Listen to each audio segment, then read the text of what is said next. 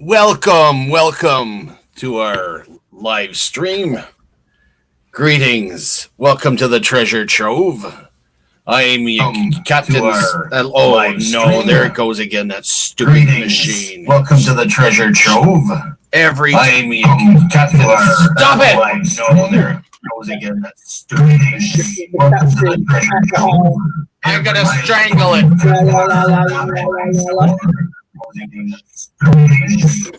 Lord, Lipton, Jesus, man. La la la. Sorry, Skipper. I didn't even know it was alive. It's alive. It's a live stream. Oh no! I'll strangle this thing. Lord, Lipton, Jesus. Get it there, Skipper. La la la la la. It's dead now. The power's off. See, that's what we just raided earlier. That's the boat we just scuttled. Almost gave the old barnacle a heart attack. My Lord. It's never been so noisy on a ship, has it, Skip? Woo! Anyway, where were we? we were having under fire by noises. A bit of a faulty intro, but that's okay. That's fine. There's nothing funnier than watching the skipper suffer. If I could keelhaul that bloody machine, I would. Give me some grog. I need some. PA Patriot Prospecting. Good to see you. And we have, I think it was Lucius Journey or something like that. I can't remember. Lucius Journey or Last Journey. Nice to see you. It's good to see you, Skipper. We got a great show tonight. We got some awesome historical coins to show you. We do. I haven't got anything in the collection. So, Skipper, over to you, sir. I'm telling you. Well, you know what? I think we're going to start off with, back in 1895 through 1899. Does that sound good to you, my friend? It does indeed. It does indeed. It does, yeah. We'll go through some of the coins, if anybody has any coins or collections they want to share with us, by all means, absolutely. The link's in the chat. And apparently you're just gone live on my notification. And, have you? Yes, I just literally just got your notification up. I remember we were doing a stream a little while ago, and my own notification came up after the stream, saying that was live. Anyway, if you're into anything, the whole point of this whole treasure trove, there is a whole treasure trove of collectors out there that may not know where to turn or to turn to, and this is the perfect stream to come to. And if you're interested in collecting absolutely anything, if you're into any kind of hobbies, please share with us your experiences, your journey, how you got there, what promoted you to start. Evil Arch Conservative, great to see you. There's our lovely Lauren. There's the famous little hand there, my daughter Lauren. Hang on, I'll just clean the windows. Hang on, there you go. That Porto's nice and clean now, Skip, isn't it? It is. I'm just wondering if EAC's on the bus or not. I got her a job, window cleaner for the submarines, and good. Night, sweetheart, sweet dreams. Zilla. Love that name. See Zilla around a lot, and we have PA Patriot Prospecting, Evil Arch Conservative. I would love to know how you managed to get into lock sport and things like that, because that still baffles the heck out of me, how you guys just pick them and do it so professionally. And I've seen locksmiths on YouTube who are supposed to be master locksmiths. All they do is get a drill out. So they're basically lock fitters, not master unlocky picky people. I don't know what the technical term is. Good night, sweetheart. Sweet dreams, right? No parachuting tonight, okay? And not on the bus, relaxing before going to bed. Oh, cool. And so please say hello to my buddy Polar bear, the very excitable bear in there. And so, yeah, that's basically what the treasure trove is all about, isn't it, Skipper? That polar bear is on some sort of drugs. I cannot get over how wired that thing is. Oh, picked up a gold bug today, a bug too. I'll have to check that out. I'll have to certainly check. And if a gold bug, I'll have to check that out, actually. Go to the channel. Let's go to the channel. Let's support his channel. There we go. Patriot Prospecting. I didn't set up too many P's. That would be so much fun. And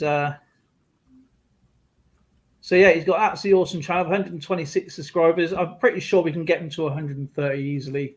So I'm going to whack your link in the description box there, in the chat, and I will do that. So those are you that are first timers here. Yes. This is an interesting channel because this is a joint or cooperative channel between myself, the Numismaniac, and Coin World UK, and we stream 4 days a week. 2 days is the treasure trove, and 2 days we do a casual coin chat. The timings we have today and on Wednesday is at 5 p.m. Mountain Standard Time for me, and then tomorrow it's 2 p.m. Mountain Standard Time for Dale, which is what GMT. You can tell the GMT that I'm not great at those things, as you know. Greenwich Mean Time. Yeah, I know what Greenwich Mean Time, but what is it conversion? Depends where you are in the world. We are 7 hours behind. So at the moment it's 12 in the morning. So it's 7 minutes past 12 here in the UK. So it's going to be a Wednesday, I believe, and where Mr. Numismaniac is right now, the skipper, he's in Mountain Standard Time, so he's 7 hours behind. So it should be 5, just gone 5 p.m. or Central Pacific Time, I think. Is it Central Standard Time? On the east, yeah. So there you go, and EACs. So hit each other up, guys. I'm going to whack your links in. If you're a moderator, please can do the same. That'd be absolutely awesome for everybody. And we have Touched by Yarn, and they're doing a great. I'll be stripping out your blanket tomorrow, my new friend. So I didn't tell him. I won a beautiful lap blanket off of her. Oh, yeah. So she's setting me up a lap blanket. I'm not sure if you know this person. Is a great friend who's also into yarning and crocheting and making blankets and stuff. And her name is Ray. Ray's Addicted to Yarn. That's the channel. And absolutely lovely lady. And she does so much yarn work. What I'll do is I will put her link in later. Just remind me. Luscious Journey. You can whack the link in, of course. If you're a moderator, just click on your channel, go to the link, go to share. It's really easy if you got a mobile phone. A lot of people say it's an excuse, but it isn't. I'm on my mobile and I'm whacking links in on my mobile. So click on the channel, go to channel, click on the 3 dots, share, get the blue bit, go straight back in the channel, put your name in, whack the paper, copy and paste. Easy peasy lemon squeezy. And so yeah, we've got 12 amazing, awesome people here today. Thank you for joining us from wherever you are around the world. We do appreciate it. This is our 3rd stream, and we're going to show you some historical things through history in a moment. And you're welcome to join in if you've got any great history about these dates. And it's just for fun. We do have a pay it forward game. We'll sort that out in a bit. And there's a few on there already. Skipper's going to explain that because it's his stream today. I get a bit confused of it when I explain it. I'll probably talk about some kind of custard, I think. Radio Jonesy, Tom Gravy, the keto cook. Oh, we do normally have a special guest up on the stream with us momentarily, but I don't think we've got anybody tonight, have we, in hand? If anybody like, I'd love to have the AC up one day and talk about her journey with Lock Sport, because I think it's absolutely amazing. I love listening to Storylock. I know he had an accident on Sunday with his car, so he couldn't go out and lost and found. So it would be absolutely to get to know everybody and talk about your collection. What you not rather what we're doing. We want to hear what you're doing, and that's the point of the channel. So this is like we're trying to engage with you and with everybody, and that's what we're into. So whether you're collecting cars, metal detecting, panning, fishing, cooking, anything, gardening, anything. Yes. So this is an open collectible collections hobbies channel chat. So that's basically in a nutshell. So everybody's welcome if you're into diecast, toys, Star Trek or Star Wars. Right, Skip? Cooking. Cooking. Yes. So let's talk about this pay it forward wheel that we kept going on about, because a lot of people have probably never heard of the concept before. Nope. The pay it forward wheel is a wheel where you can donate a silver piece, usually about a gram of silver, or a Merc dime, or some older dime that you want, or a threepence, and you set it aside. You basically hold on to that, but you let us know that you want to play. You can put it in a little bag or whatever you want to use, and hold on to that, and you get put onto the weekly pay it forward wheel. Now, what happens there? Now, first off, I should mention that you have to be 13 or older with parents' consent. So that's one of the stipulations.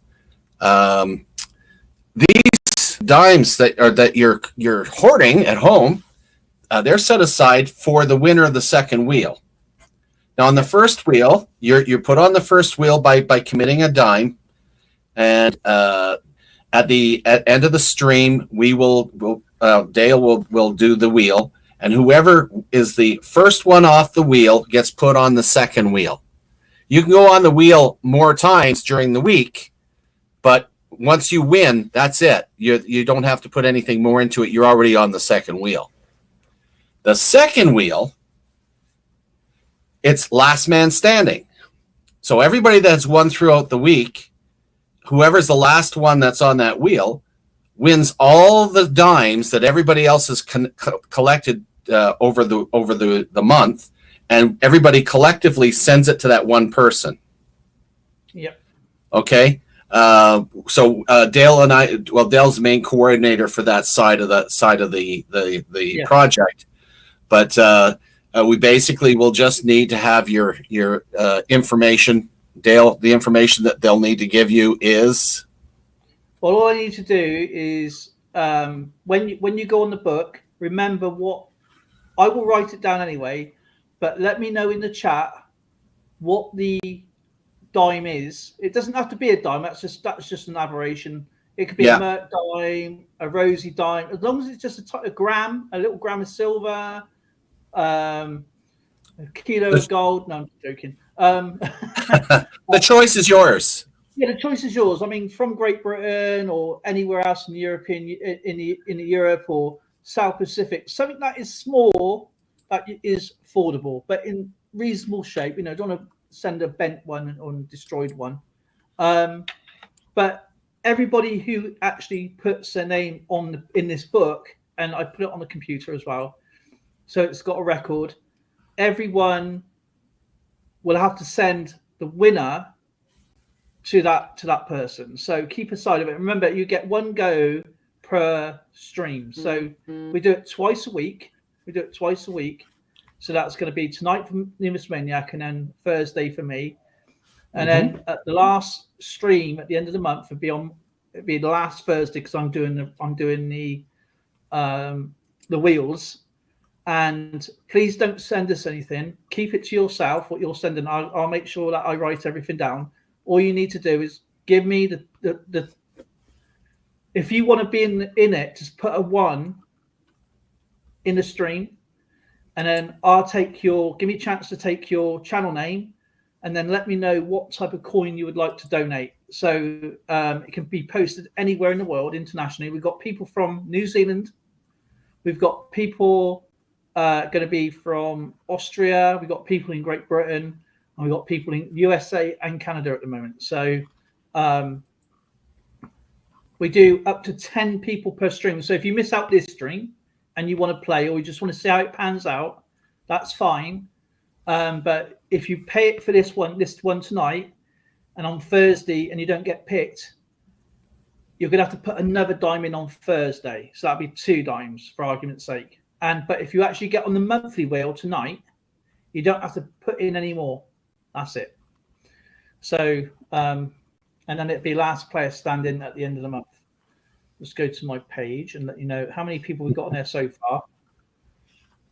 Okay, we've got 1, 2, 3, 4, 5, 6, 7, 8. We've got 8 people playing, and we've got 2 people on the end of the month wheel. So that would be up to each month. So there's going to be 1, 2, 3, 4, 5. There's 6 people left. So Monday, I'll write this down. So if anybody wants to play, just put a tiny piece of silver or a silver coin, something of value. No, not expensive or anything like, obviously. So you're not going to.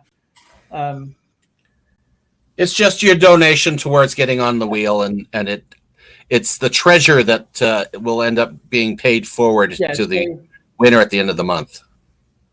So at the moment, obviously, Chin and Agrit, and I don't know what he didn't put anything in the chat. We have a 64 dime. We have a 1918 Canadian, a 1936 Merc dime, a East Coast State 25 cent. We have a New Zealand 1937 cent. We have a 1945 Merc dime and another 1945 Merc dime so far.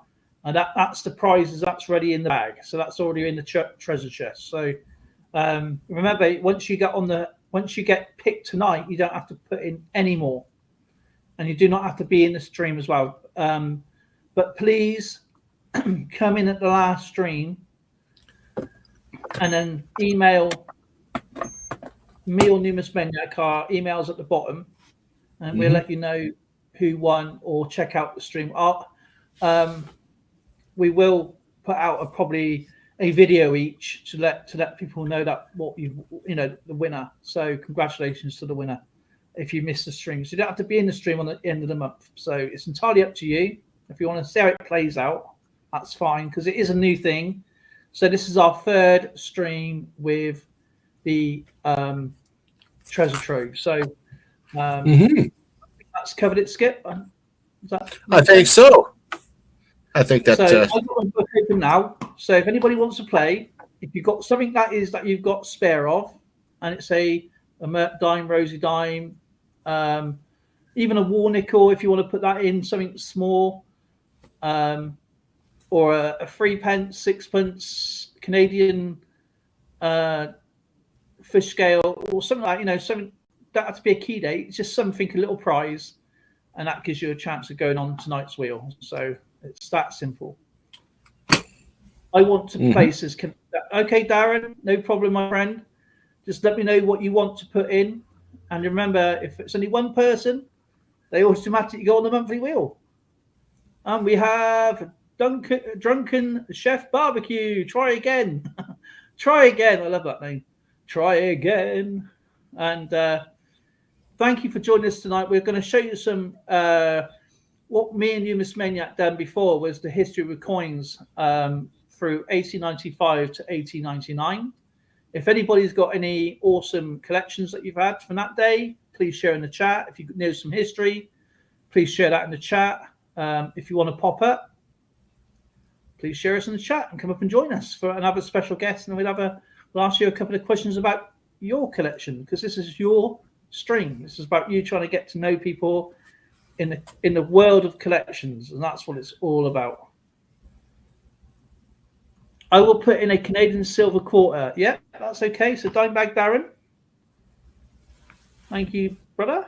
Dime bag. He will put in a 25. Is that a quarter? Yeah, 25-cent Canadian quarter. What date is that, my friend? Can you give us a date? That's going to be pre-19.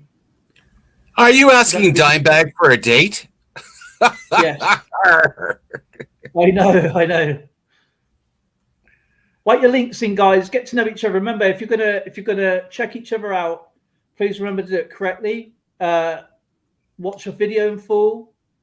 Otherwise, if you don't do it this way, YouTube will purge you when you get close to that goal. YouTube is terrible for this. Sub for sub is against YouTube terms and conditions. So watch a video in full. 1968. So I thought it was going to be pre-1970. 1968. Thank you, Darren. I appreciate it, my friend. So we got one person tonight. Oh, yay. Look at that.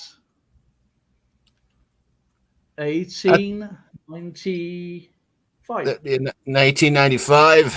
And of course, as many of us know, we know who's on the back. That's Queen Victoria. Queen Victoria. 1895. Interesting year. And very, very volatile in the world, especially things that were going on in South Africa between the Boers and the British. But 1895, my goodness. Do you know July 4th, 1895, the poem America the Beautiful was published in 1895 on July 4th. All right. Interesting. Yeah, that's kind of cool. That's actually really, really cool. What we're doing, we also hear about guys like Jesse James who were gunned down. But in August of 1895, American frontier murderer and outlaw John Wesley Hardin was killed by an off-duty policeman in a saloon in El Paso, Texas, in 1895. Interesting year. Jesse James. I remember Jesse James' story where he was adjusting the picture. And the guy, I can't remember the guy who shot him in the back of the head, was later gunned down in the saloon. Yeah. Roberts. I mean, it's two brothers, wasn't it? The Fords. The Fords. That's it. The other Fords. Yeah. And nowadays you can go there and look around the museum, and the house is right. It's actually moved, the house, and it's moved off. You can actually see it on the highway. I love to go. It's one place I love to go and visit. Yeah. I'd show you. I'd show you some other coinage for 1895, but unfortunately, in Canada, we've not got any. We call them fish scales. They're the old nickels. The nickel wasn't made in 1895, so I couldn't show you that one. What was it? The USS. What's it called? The USS Indiana was commissioned in 1895, and it's the first battleship in the United States Navy comparative to the foreign battleships of this time. It was commissioned then.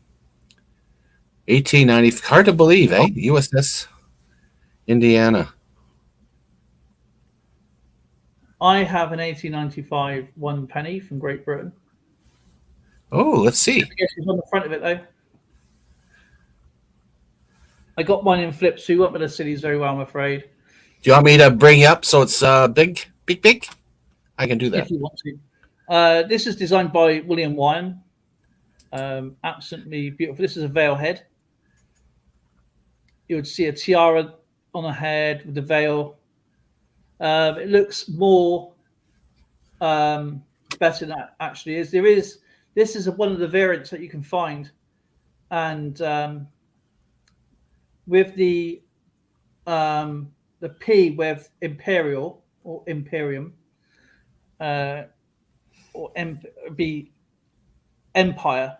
The P on the reverse is 1 millimeter. There's one with 2 millimeter, I believe, and this one here was made in London in the Tower of Mint.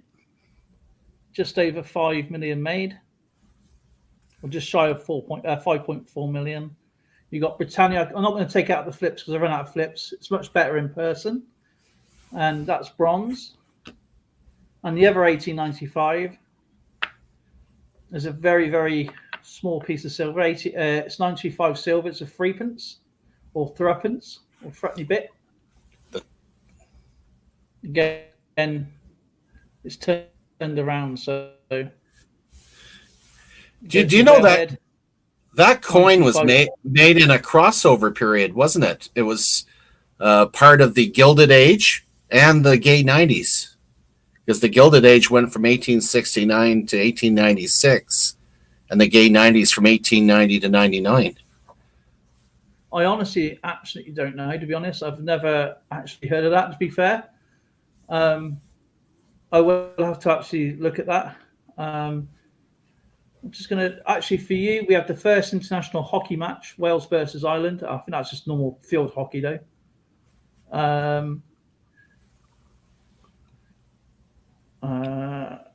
I'll have to read about that. I probably have heard of it. I think you probably have mentioned that before, I think. Yeah, the Progressive era went to 1920. No problem, PA Patriots prospecting. It happens. Radio Jonesy writes, 1895, 8th of August, the steamship SS Caterhun strikes Seal Rocks, New South Wales, and founders, killing 50. I would think that's flounders, killing 55 persons. Wow. Field guys in the house. Hey, buddy. Nice to see you. Here you go, Skip. This is something that you may relate to with the British Rifles. The Lee Enfield Rifles, adopted as a standard issue by the British Army, remaining in service until the 1960s. I fired that weapon.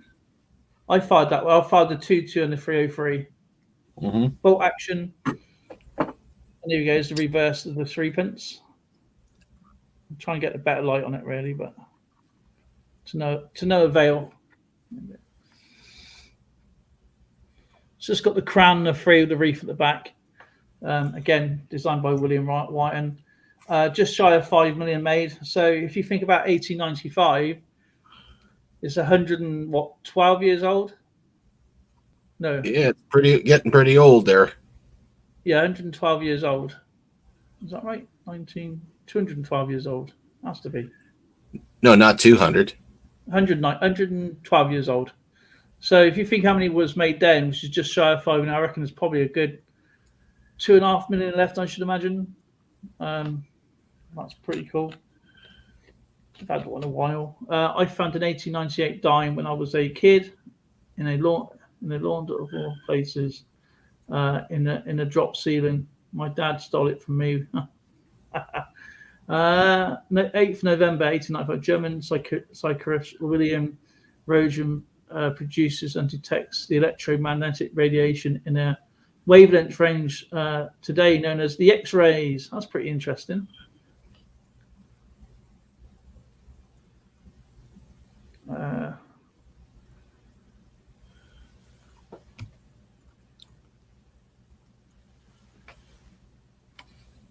HP sauce is first registered. That's brown sauce to us. Is HP this? Now, correct me if I'm wrong. I'm never wrong. I'm technically incorrect a lot, though. Is HP the same as Worcestershire sauce? No. Because actually, I do know Worcestershire sauce is actually a fish sauce. Yes, it's his own unique flavor. It's that's HP sauce is just basically made of fruits and dates and stuff, and it's compact. I don't try and think what's inside it because it'll probably put me off. HP sauce is with everything over here, or ketchup. But when I come to visit you, Skipper, I'll bring a bottle. You do know we have HP here, but my wife says it's different in the UK. Yeah, it's going to be a lot different. We have fruity sauce, HP. You have Daddy's sauce. Then you have the cheap markety stuff. But HP sauce is probably the better brand. Aren't you guys saucy? Yeah, we are. Saucy bunch, aren't we? My goodness. Well, that's 1895. swing over to 1896, and 1896 is kind of cool. I got a couple versions here for 1896. Again, I'm using the Canadian 1 cent, which are they're actually fairly easy to see here. You can see the high points. It's a good looking coin. And sorry for standing on your head there, Your Majesty. Come on, get around there. Hello. There you go. Oh, there we are. They're really nice, pretty coins, aren't they? Yeah, Queen Victoria still. Hey? You got the bun head there. Well, we got the veil head at the same year. How come we got the buns and you got the veils? Because I don't think you've caught up with the mourning. I think it's probably down to mourning because obviously Albert died, didn't he? So she was in mourning for like 20 years or something like that, wasn't she? And, I'm fortunate enough to have an 1896 fish scale. That's 5 cents. Unfortunately for me, though, it is hold. Someone decided to make a pendant or a locket out of the thing, which is sad. So the thing is, I don't know if you've ever heard of them. Have you ever heard of love coins? Yes, of course. They're popular in the trenches. Yeah, if you get one, an authentic one, and it's been proven, they could be very, very expensive. Actually, let's see if Phil Guy would come up because he's got some interesting stuff. He collects all sorts of things. Yeah. And it's something that I would like to ask him is about his his like cartridge collection for his games. Yeah. That'd be interesting. I just read 1896. That's the first Olympic Games in Greece. Yes, it was actually founded by a French person. I can't remember the French person's name. I can't remember his name either. If anybody remembers, let me know. So 1896, we have the penny, 1 penny. This is, as I said, 1896, he's got the bun head. We've got the veil head.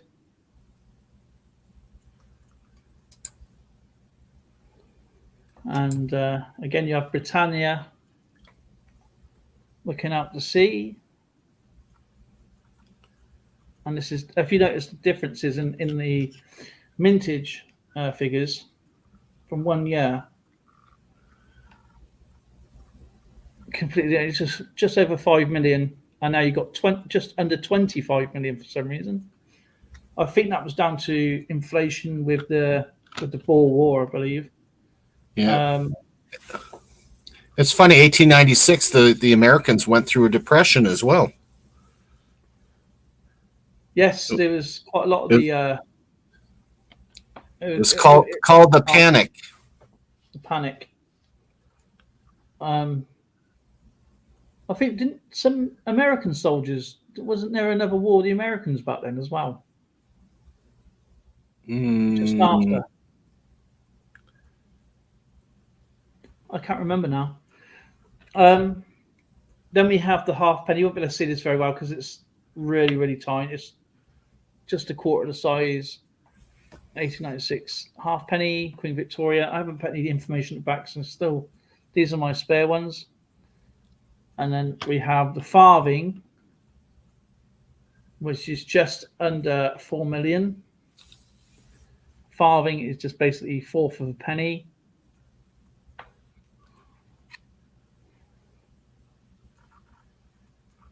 I don't have any.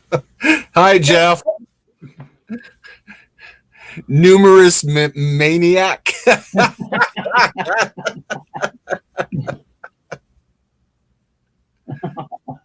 That's funny. If you've ever been to Great Britain, in April 23rd, 1896, Blackpool Pleasure Beach is opened. So that was pretty cool. There used to be a ride I loved on that. It was called the Grand National, and it was basically a race between. It's like a roller coaster, but it was like two. The more you had on one side, the more you're going to win because of the weight to speed ratio. But they tried equaling that up. But yeah, it was good fun. The daily newspaper is founded, of course. And of course, the shortest war in recorded history is the Anglo-Zanzibar War. It starts at 9 in the morning and lasts a 45 minutes of shelling. So yes, 45-minute war. A 45-minute war. Unreal. I know the Carnegie Museum of Natural History opened up in 1896. That's pretty interesting. Yeah, it housed like 22 million specimens at the time. I'm sure it's a lot bigger now. Do you have any, where you are, do you have any kind of like museums where you live near you? Yeah, we have the Royal Alberta Museum here in Edmonton, and we have. Is it open? Like, it is open, and it's open. If anybody that's a veteran is and their families are in free. Oh, that's cool. But one of the things, his name is Thomas Womack. He's the curator for the military part of the museum. Occasionally, if you ask real nice, he'll take you into the bowels of the earth. And let me tell you, the good stuff is not on the floor. The good stuff is down below. Yeah. It is amazing. I went into, I took one of his tours once, and I was absolutely gobsmacked. They had rooms of weapons dating back as far as you can go. I mean, we're talking like, why aren't they out on an exhibit? No, they're in the bowels of the museum. Mint uniforms from from the War of 1812 right through the First World War. They have the originals from the Princess Patricia's in there. You have to wear a white suit, with masks, the whole 9 yards to go in and handle this stuff. I even got to put together a Sterling submachine gun, which used to be my personal weapon back in 50 years ago. And he had it in the museum, and he said, I said, may I try this? And I zipped it back together and took it apart from him. He says, oh yeah, you're familiar with this one. Yeah, I know this one very well. It was very, very, and they had trays of military medals, cabinets and cabinets and cabinets of people who would be what's the right word? After a person dies, they gave it to the museum from the family. Benevolent sort of thing. Betrothed. I can't remember. No, that's the wrong word. If anybody can remember, it's donated. It's just bereaved from the bereaved people and that sort of. Oh, absolutely. So that's actually a really good keepsake and memory there. The reason I asked is because one of my things I like doing on YouTube is going. There's a few channels that go round through the museums where they get unprecedented access, and that's kind of like my thing. And I love to visit almost every museum in the world. That's would be amazing. Yeah, you would really like the Inn of the Regiments down in Calgary. It's fabulous. In fact, I like it better than the Military Museum in Ottawa, which is one of the better ones.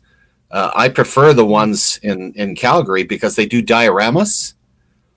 And I actually got myself in trouble in that place because I did, because I walked in and suddenly I found myself on a United Nations outpost standing next to a mannequin dressed in the same uniform that I wore. And here I am standing there. My wife's standing next to me, and I don't know where it came from, but I suddenly remembered a phrase that we were told to say in case someone was approaching our outpost. It was Turkish. Bu bir birleşmiş milletler kolu yellow dar yap ma dar hall. And I said it so loud, the commissioner came running in going, "What's going on here? What's going on here?"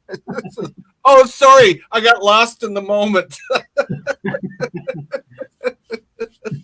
Oh my goodness.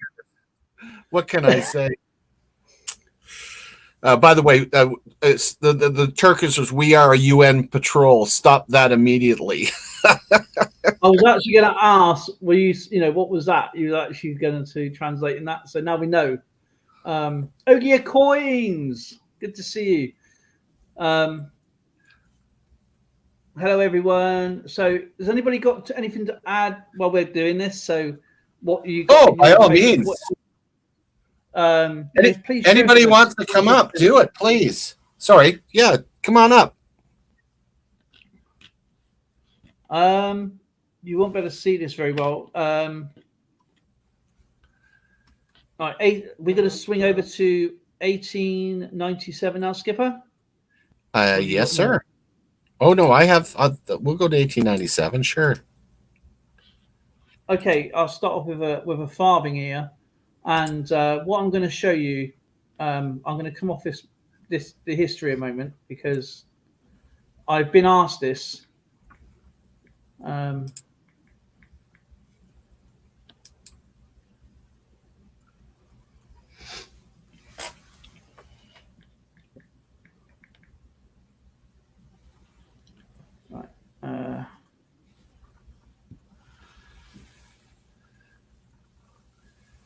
Now, this is the only way I'm going to have to explain this coin.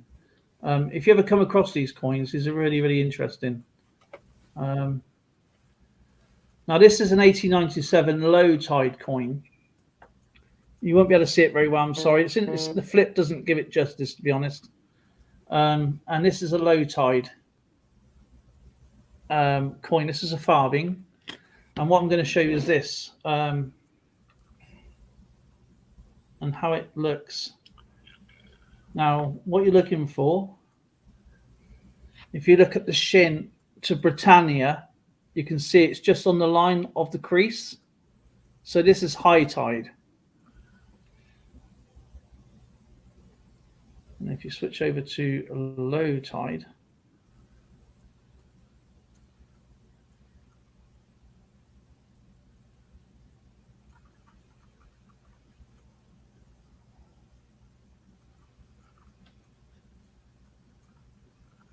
it's just under the crease there.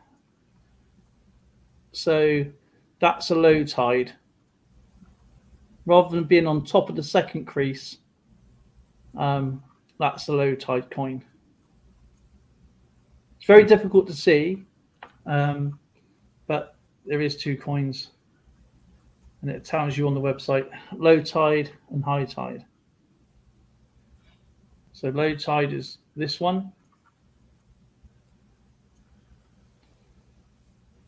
Let's make sure low tide. Yep, it is this one. And you can tell also by the coin color as well. I mean, he's blackening them to stop fraudery.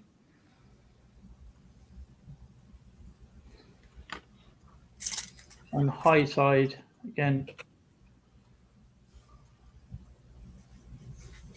is above the crease. Let's get over a bit more.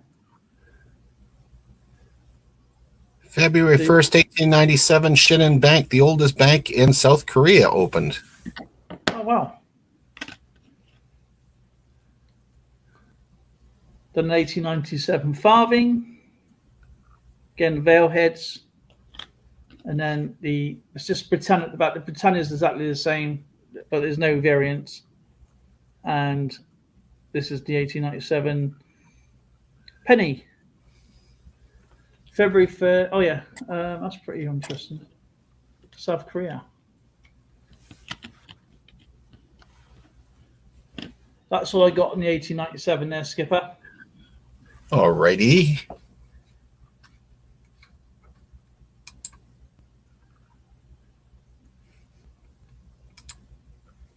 Go. I'm looking at my little 1897 coin. And I got some this is about as trivial as you can get. We've all heard the term Salisbury steak. Well, that was first coined in 1897. And there's a 1897 Why is it called the Salisbury Steak? I don't know. The term was coined in 1897. Was it by the engraver or? Salisbury steak? What does the engraver have to do with meat? Maybe you like to eat a lot of meat, like the Yeoman Warders. All I know is I like my Salisbury steak. Delicious. Maybe that's why it costs one. I don't know. Yeah, the Greco-Turkish War went on in 1897. They finally had to sign a peace treaty called the Treaty of Constantinople in 1897, which is kind of cool. Oh, you know, these fish scales are so small. They are absolutely, you know, there's your 1897. And I'm sure that Darren is going, oh, well, I want one of those. I want one of those. I get mine from a flea market. I actually go down. There's a chap that has a little coin store that he sets up. He doesn't have a brick and mortar location, but every weekend he sets up. And because he doesn't have the overhead, I get some pretty good deals. That's actually really cool. Because when I would like to come and visit you, me and Zoe and Lauren, or that's something we like to do. That's something we love to do with you guys, is to go there and find something really cool. And we have Mr. Sandman Coins and Collectibles, and we have Urban Gardening Chronicles. It's good to see Jason, of course. How are you doing, my friend? 1897 in Ulster, Ireland. It was the Diamond Jubilee of Queen Victoria.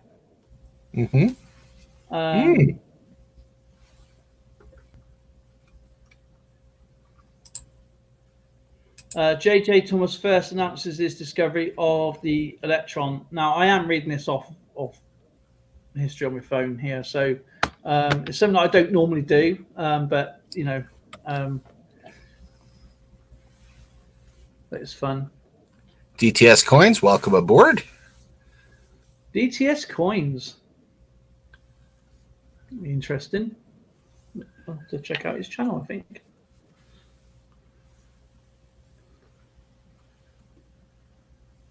Coins making out sent 1K shot.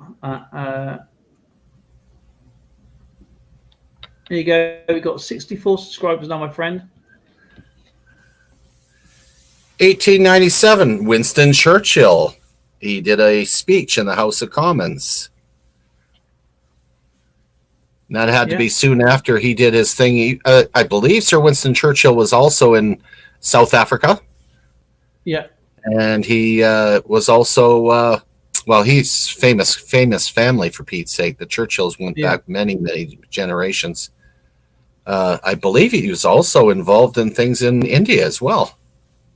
It was like, he was in the Navy, but he was also transitioning to politics, I think. But I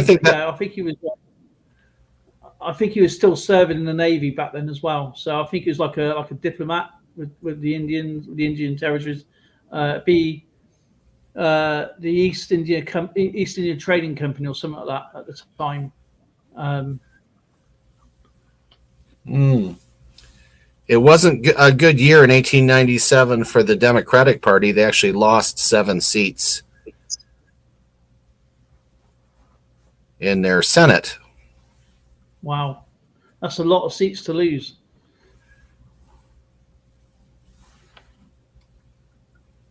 You should check out DTS Coins, in fact, actually. I'll put his link in. Let me just watch that again. I don't know why. I think we got someone coming up. Ladies and gentlemen, this gentleman is probably the foremost, I won't say expert because that's a past tense drip under pressure. He's the foremost coin aficionado in the United States, as far as I'm concerned, direct from Florida. And what an amazing guy. This is Sandman Coins and Collectibles. Hey guys, Hello, sir. how's it going? It's Good to better see now you. that you're here. We've missed you. I had to take the kids out there. Just got home. Do you want to put us into square boxes, please, there, Skipper? We all look skinny.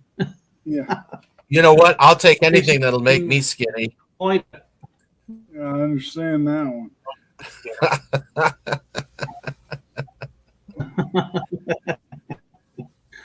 Just got some coins in from coin around. I won I want to say it was a 74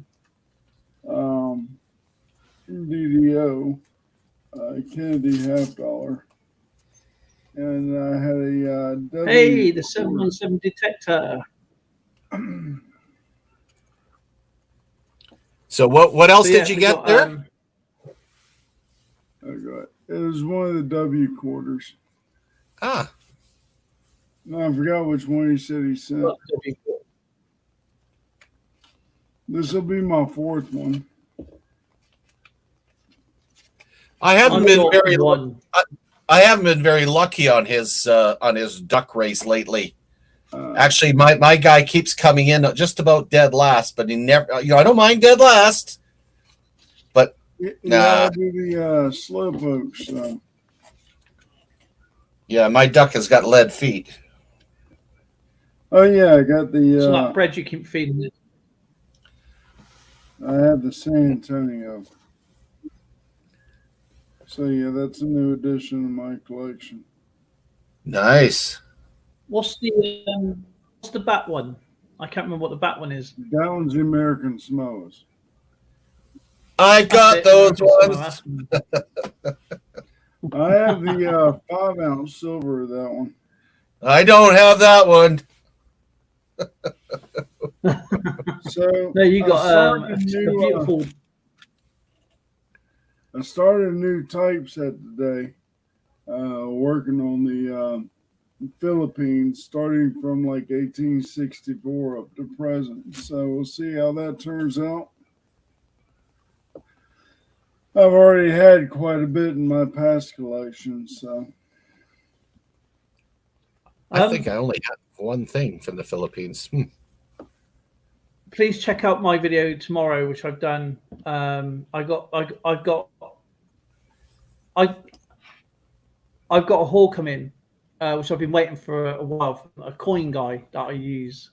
I just showed Numismaniac a certain coin, and from a certain king, and but that won't be out until Thursday, because I like to do it separately, because there were two different purchases. But the coin guy was he was quite ill, and he apologized for not sending them straight out, so he put it as one package, and so I've done it as two different coin things. This is what it is.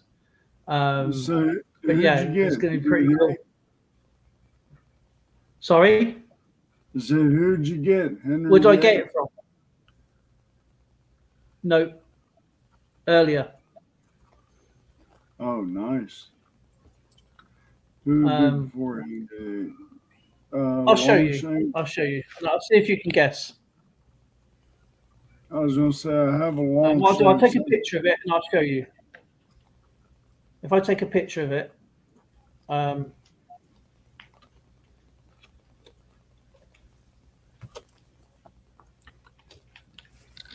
because there's a bit of a trick to this. Okay. And if anybody can get it, I'll be very impressed.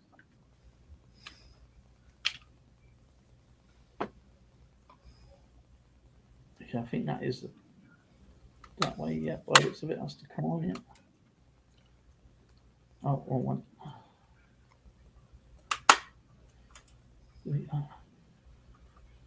Go back there. Yeah, the oldest English one I have is a Edward Longshanks. Oh, that's yeah, that's an Anglo-Saxon king. That is. Yeah. That's going to be what 7, 8. Longshanks 8th thought century. I thought he was 1400s, right? That was the era of William Wallace and Edward Longshanks. Oh yeah, sorry. I have to check because obviously the last Saxon king was Harold, who was killed at the Battle of Hastings 1066. right. So I'll check in a second.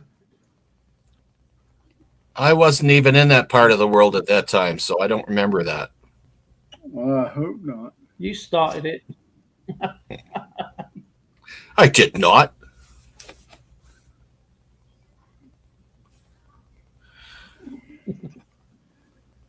So this has been clipped to a quarter, so it's a farthing. Right.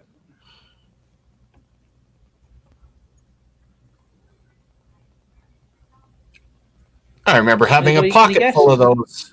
Shh, I can't. That's very sharp. This is King Henry III. Henry III. So yes, King Henry. Right. So as long as right lane. I do have King Henry. John. That was 1227, I think.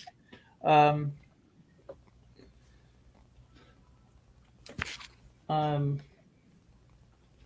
mean, actually, So, I yeah, just he get my was paperwork. before Longshanks. Yeah, 1216, 1272. See, I can't even go near that. old. The best I can do is 1898.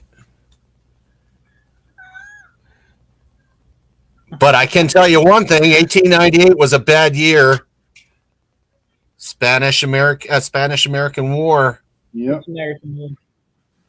I knew there was Which another war actually, somewhere with the Americans. No. During the Spanish-American War, we actually gained control of the Philippines because we were trying to keep the Spanish from attacking us from the west. So once we had the Philippines, they were in war with the Spanish alone. They were trying to do guerrilla warfare and try to get the Spanish out of the Philippines. And we went in to help them out, and we took over as a provisional government from 1890, I want to say 96 or 98, all the way up to 1945. And they actually had their own government by 1935. Yeah, talk about jumping in with both feet. I mean, they go in dealing with Spain, and the Philippines were already having a revolutionary war against Spain anyway. Yeah. And then you ended up with the Filipinos going against the Americans. So you ended up with the Philippine Revolution, the Philippine-American War. Like, holy cow. What's with these wars? Yeah, everything was still working itself out.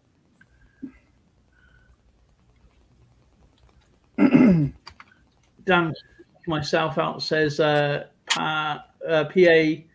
Is that Philadelphia Patriot Prospecting? I have to check his channel as well, actually, because I absolutely love prospecting. I would love to try prospecting. Oh, yeah. Ogre Coins likes the video you did too, Jason. Yeah, thank you. Yeah, I did a history video on that. The Spanish-Philippine War, all the way up to World War II, and after we gave them their independence. Mm-hmm. But I'll just show my point. I'm actually now working on a typeset for the Philippine coins, so I've got a lot more coming in. And probably here in a couple weeks, I'll have the video on the collection. This is for Dimebag if he's still there. I got an 1898 fish gill. It's a little bent, but you know what? I love it. It gives it character. Gives it a bit of character, yeah. A bit rough. Eventually, I'll find one that's a little bit better shape, but Actually, I had I can't remember what year it was, but I think it was a bit later. Let's see. Canadian.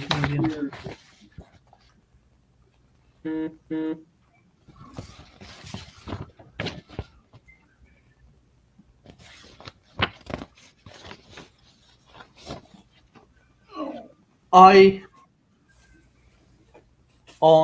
done my 1898 coin, by the way. Mine is. Have you ever heard of Secret Creek Prospecting? PA Patriot Prospecting, absolutely amazing guy. He's really, really knowledgeable. Worth checking out his one as well. And Nick Mona, he does pan as well. Lots of prospecting. ooh, silver price is under $19 US now. Wow. Yeah. It's dropping like a stone.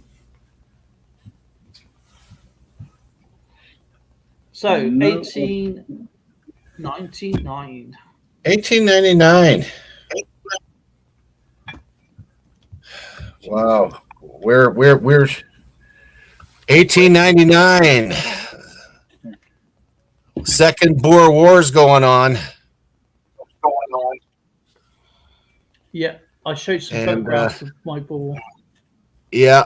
And Robert Stevenson Smythe Baden Powell is in Mafeking. And he was Yeah. he became Oh, he became the hero of Mafeking because of his antics while entertaining the Boers and keeping them at bay with the cadets and putting up false positions and stuff. And boy, did the British ever love that, because the British were getting their butts kicked. Oh, what's that one? Oh, that's a Morgan. Yep. Hold it. 1899 micro O. Oh, gotta look at that. Very big. Oh, look at that. That's one of the varieties of top 100 BAMs. Wow. And the net mark on the reverse is the very, very small O. I don't know if that shows up or not. There we go. Nice. In that condition, that's about an $85 to a $90 coin. That's US, guys. Yep. And there we go. There's my 1899 coins. Well, give me a sec. I think Jason's outdone me though.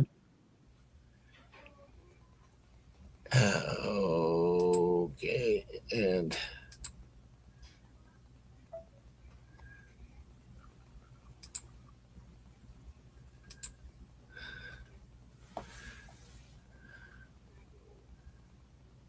oh, those are quite large. Those are Yeah, they're same size as the Morgan. These are crowns. yeah. So I got one fake one here, one real one. Now, which do you think it is? The darker one's a fake. This one.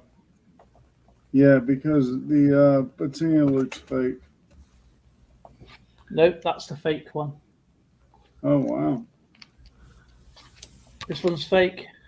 The dark one is real. Okay, I'll just get them out and show you. And Well, I wish I was here for the 1893 because I have all that Columbian World's Fair. there you go, that's why. Oh, wow. So you got the crappy milled edge Yes. where you have the legend on the edge stating the Queen's age. What's funny is the fake one looks like it's clean. Yeah, it does, but this is the real one's so much heavier than this one. Nice. But yeah, you can tell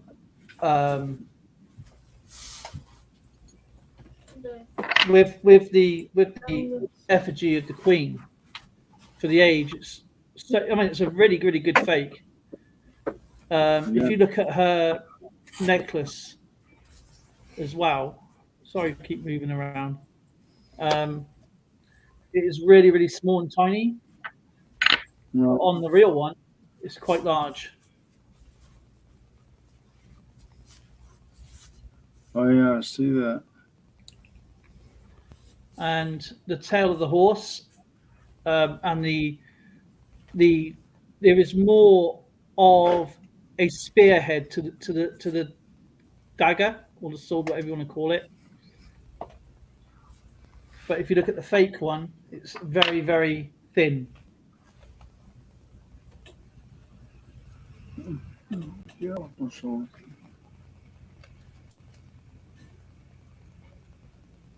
Yeah. It's a very good fake. It's a very good. If it lets it down, really, is the weight. I mean, it's not even the right size either. Because I just get it side by side.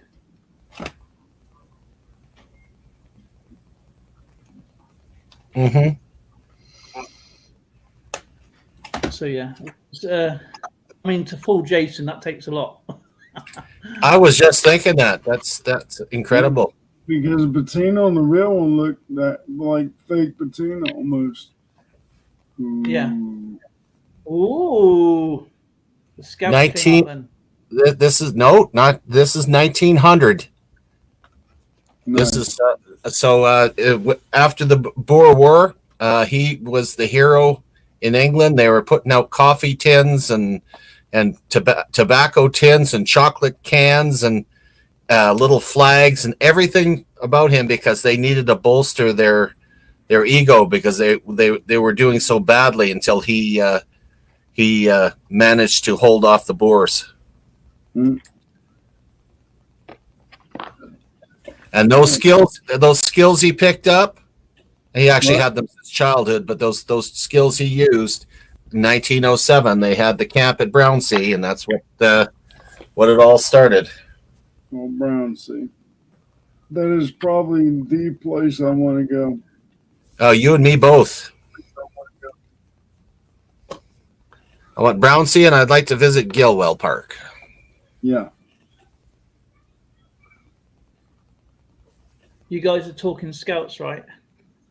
Yeah. Sorry, I mean that's our passion too. I got a few of them. Hey Nick, take care of yourself, brother. Yeah, you take care, Nick. It's funny I mentioned his name and he was in the chat. I didn't know he was in there. But yeah, no, I find you guys fascinating that way. That's why I sit back and listen and just take it all in, and because it is a lot of interesting history what you both get. But it's a lot of joint history between England, United States, and Canada during that time. I mean, even when you go through the war years and you look at the scouting had a lot to do with raising capital during the war years. Teaching patriotism. It was an amazing organization. Still is, but it's an amazing organization. Yeah, and they brought a lot of skills to the table what necessarily would never have been used, sort of thing. Surviving and be prepared and all that sort of stuff. Fieldcraft. We got to work out our timing here. Fieldcraft is fantastic. Yeah. I think there's digital leg on overseas. Yeah, I think so too. A little bit. I got about 2 seconds lag or something. PA says he was a Boy Scout. But yeah, it's my friend. He lives in Australia. He was a scout. He's still got his original uniform, his achievements, badges, and stuff, whatever. And I found out that Zoe's boy was in the Scouts as well, Lee. And but I'm trying to find you some authentic. Went up to the store the other day. I managed to get some comics, but I couldn't find any scouting stuff. But I said, I think I told you this the other day. They are looking out for me. So, well, I'm not sure if y'all are suffering the same thing we are. The BSA is going digital, and literally they're only putting out a handful of handbooks a year now. So everything is online. see, I think that's a bit. I think there should be a hardback with it. Yeah. You know what I mean? So people can take it into their, people can read it in their own leisure rather than sitting at a table or on your phone. And a book is more intake than a computer. That's my. The book was actually meant to basically you kept it with you all the time. That was part of your day pack. So if you ever did anything and you're around a scoutmaster, you get it signed off in there. But now you have to rely on the scoutmaster to put it in the system for you. I don't like that. Which I think is I'd rather paper and pen, because anything crashes, unless there's a paper backup. Mm-hmm. Crafty Dragon. It's sorry, I'm going to jump in here. It's the obverse Crafty Dragon, the obverse of the coin.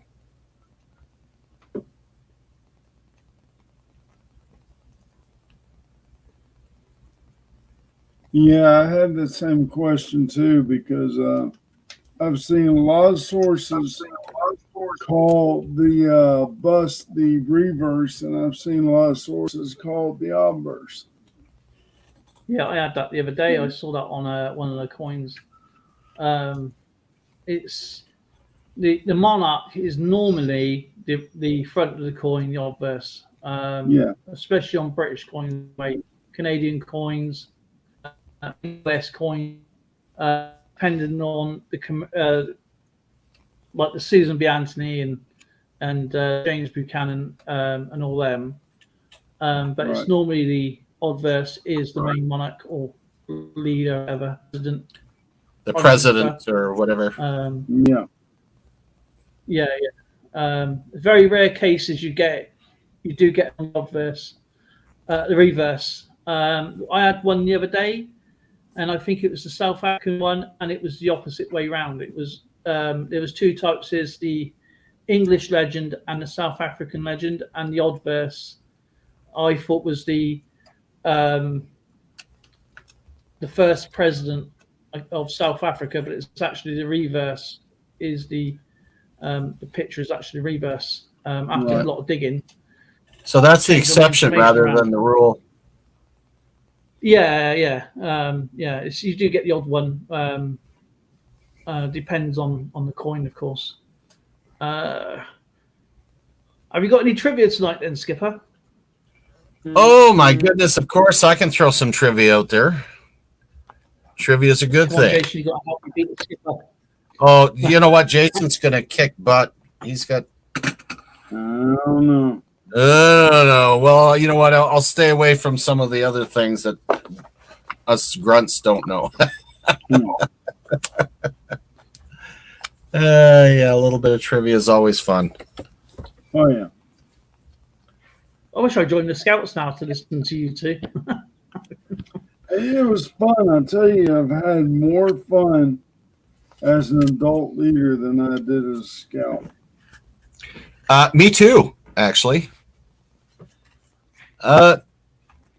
Two of my family members are inside this ship. Two of my family members are inside the ship. Yeah, that'll give you an idea. What USS battleship remained in commission after being sunk? Oh, that would be the HMS Missouri. No, the Arizona. Missouri's still up. Oh no, which one's? Hang on. Yeah, it's the Arizona. It was the Arizona. It's the Arizona. Yeah, I got two brothers of my family went down there. Hmm. Oh,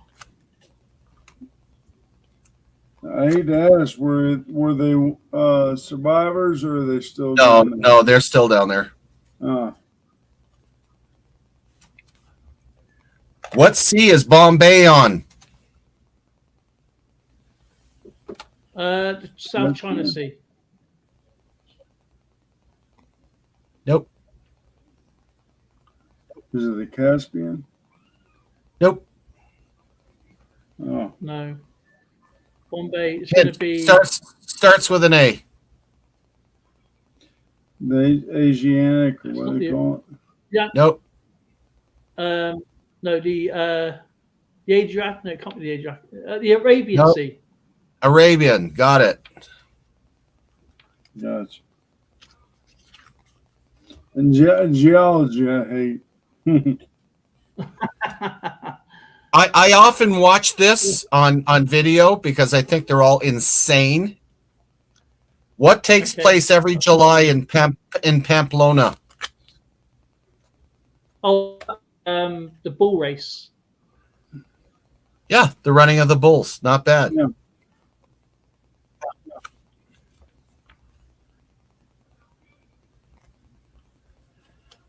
Okay.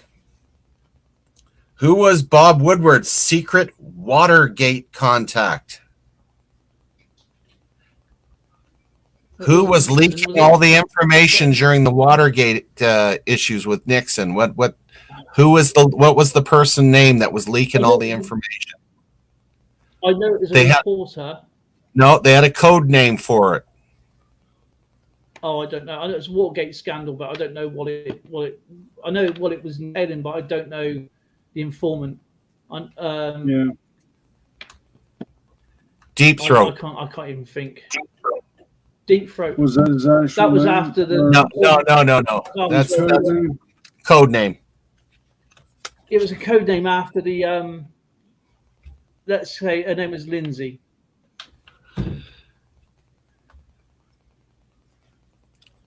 A silver tongue stacker.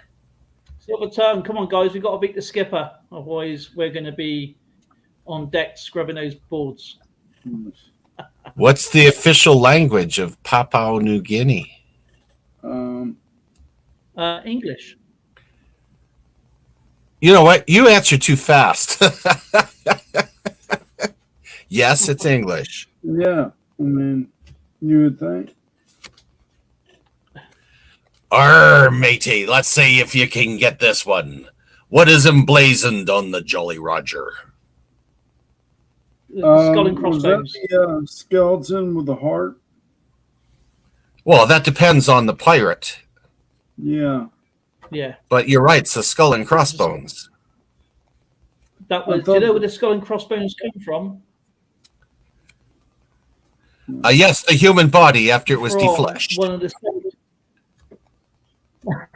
Oh, it is, yes, but it's actually in Croydon Cemetery. The Croydon Cemetery's got the skull and crossbones on the wall as a decorative. Oh, piece. actually, yeah, I have seen those. Yeah. Crafty Dragon says the skull and crossbones, the Jolly Roger. Right. Who had the skeleton with the heart? Was that Blackbeard? Yeah, Oh, I no, think it was. I think it was. It could have been Edward Teach. Oh, it was Deep. Edward Teach. Yeah, Bristol. How many stars were on the U.S. flag in 1958? 50. Oh, that would be 48, I want to say.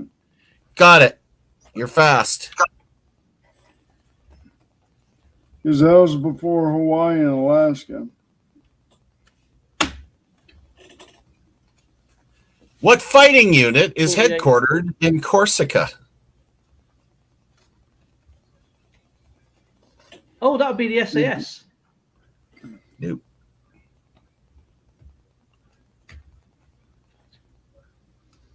All right. My geology is No, it can't be terrible. Where's Corsica again? That's Spain, right? Oh. Oh, yeah. They're I know their uniforms go back to 1921 or something like that. Oh God, yeah. Oh, go on, remind me. I remember the brigade now. I can't remember the name of them. I think They're you probably be shocked. the French Foreign Legion. Yeah, that's right. Legionnaires. And Dale's going, what? What? Forgot about that. What? Get off me, you stupid bug. Next. Whose courtship was considered the love story of the century? Last century. I would say Marilyn Monroe And JFK. Nope. Okay, that'd be one. Elvis Presley and Priscilla. Nope. Or was it John Lennon and Yoko, whatever her name was? Nope. You're too hung up on musicians. Yeah, I'm thinking of not politician. Charles and what does it say a specific year? No, not a specific year, but let me just say that it rattled the royal family to its core. Yeah, I want to say Charles and what's her name? It was it was King Edward VIII.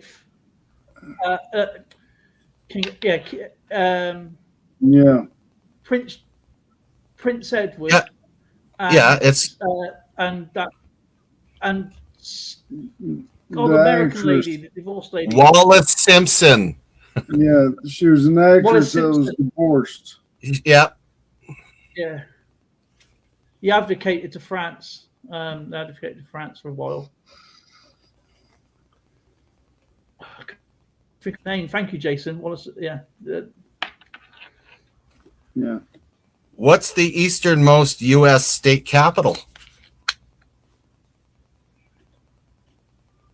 That would be Eastern. Dale's good. Dale's good. I should know this. No. The easternmost state. No. State capital would be what's the one in Maine? Starts with an A.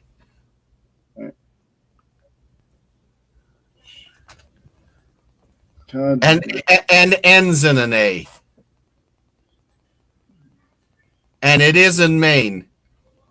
Yeah, I know. I told you I'm terrible. Captain It's Augusta. Augusta. He's got it. Yeah. Augusta. I'm terrible with geology. Okay. Come on, Jason. You can do this. What U.S. state has the highest elevation at 60 feet? Florida. Lowest. Nope. Lowest. Lowest, highest. Did you say lowest? It's the highest elevation, but it's the lowest. The highest point is the lowest. Yes, I'm going to say Hawaii. No, they're No, it's not. It's Louisiana. Where did they have that flood in? Louisiana? What, New Orleans, you're thinking? New Orleans. No, it's Delaware. Oh, Delaware. Okay. I'm thinking too far south.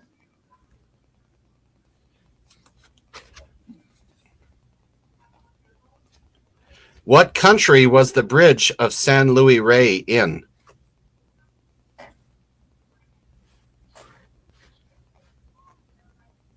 Wait. Was that Panama?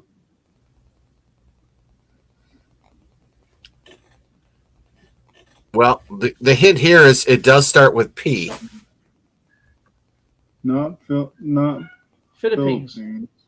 Nope. Portugal. Nope. You were close to Panama. Oh. Oh, Someone in the chat gonna beat you? I don't know. It's a Central American country. it's not.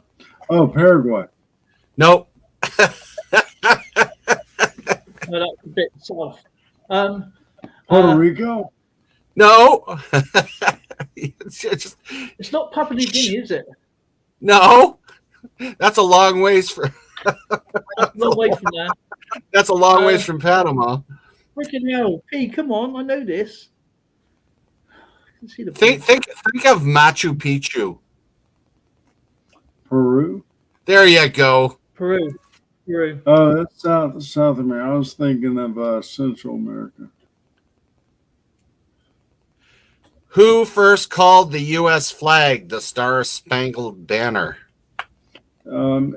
Francis Scott Key. Yep. Oh, he's good. Congratulations, Jason. I wouldn't have known that one, to be honest.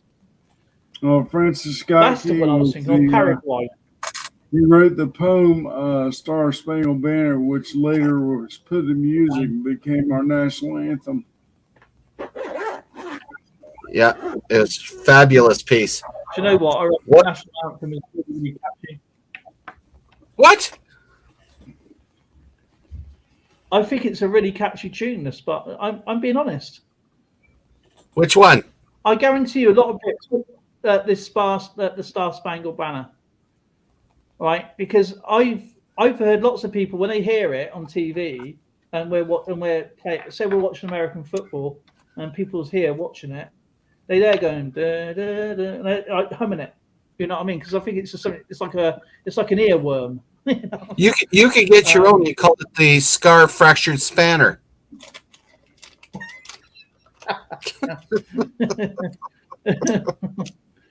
Okay, I've got a question for you. What's the only country in the world that doesn't have words for their national anthem? Antarctica. No. Well, Alex is roasting. Me too. Spain. It's a musical. It's the only one with instruments. oh, really? I didn't know that. I'm sorry, Alec. I'm sitting here and I'm absolutely frozen. It's just like even my toes ache. That's been under the seawater. He paddles with his feet. Oh, yeah. Well, I'm below deck. So, what's the world's southernmost national capital? That would be oh God, Tasmania. What's Tasmania? New Zealand, Auckland. You wrong.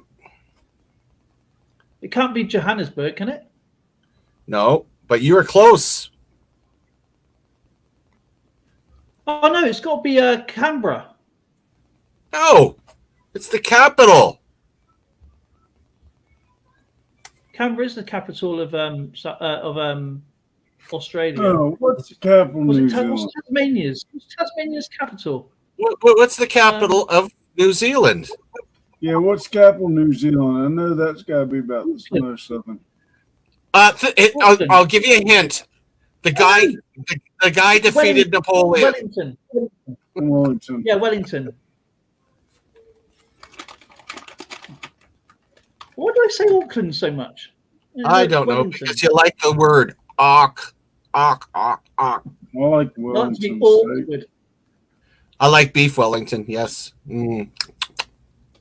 What country received all the Nobel Prizes awarded in 1976? Great Britain. The U.S. No. Yes, it was the U.S. Yeah. I think it was 6 literature notes, I think. Two of the scientists. I think. What city's harbor does the Little Mermaid grace? I have absolutely no idea. I'll be honest with that. Beautiful, beautiful. No. Where's Sam Man's daughter when you need her? I don't think she'd know that. She's dumb. I have absolutely. Oh man, do I ever feel dated now? Danny Kaye played the part. He's the one. You don't know it? Beautiful, beautiful Copenhagen. Yeah, don't know that one. Who killed Billy the Kid? Oh, Pat. Oh, Pat Garrett. Yeah, you got that quick. You didn't stand a chance. He just took it right away from you.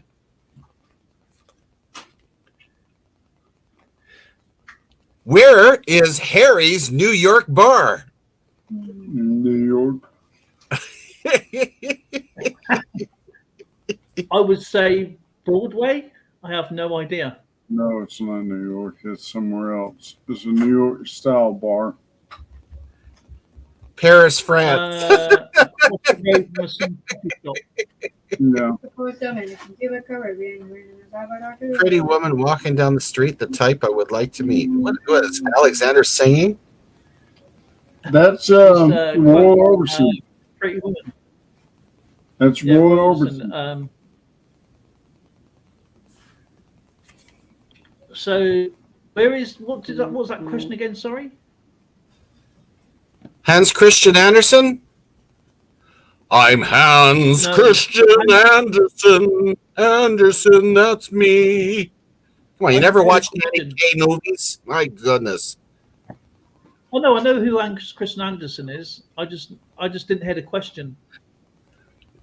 Arr, who's that young lady hiding behind ye there, matey? Arr. Ah, she's just slipped back. Look, she's hiding. Look, she's sneaking away. Arr. Oh, she's done. Let me out of here. She keeps stumbling after herself. What country is Ulaanbaatar the capital of? Ulaanbaatar, what country is it the capital of?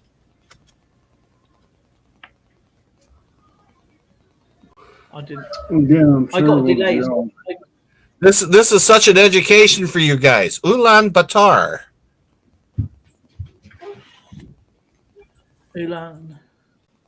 Ulaanbaatar.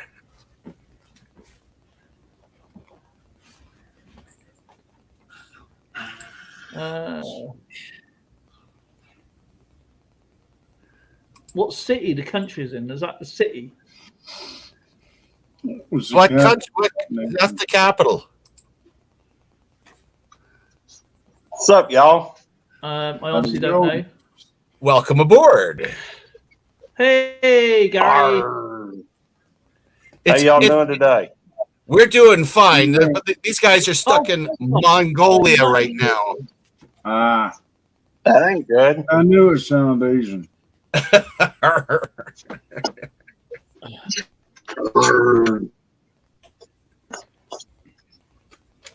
That's always fun to see you in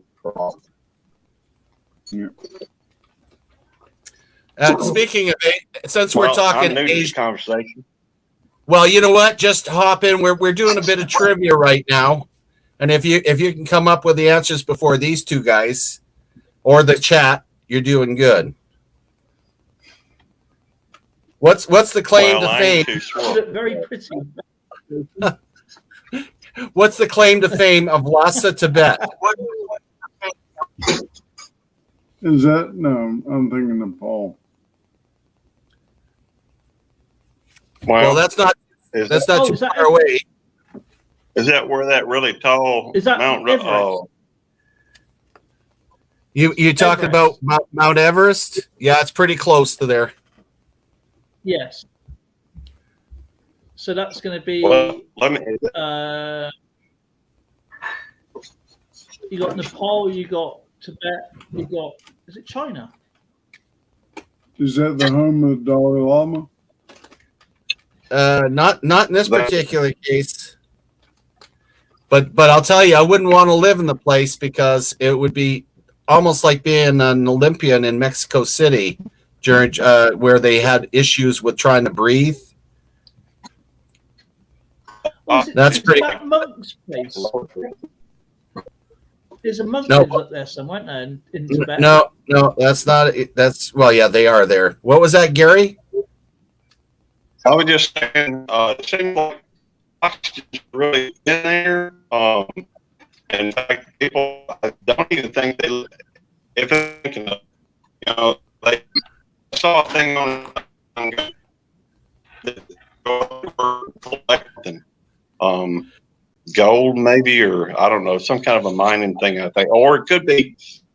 Is that where they get the things for the egg drop soup stuff?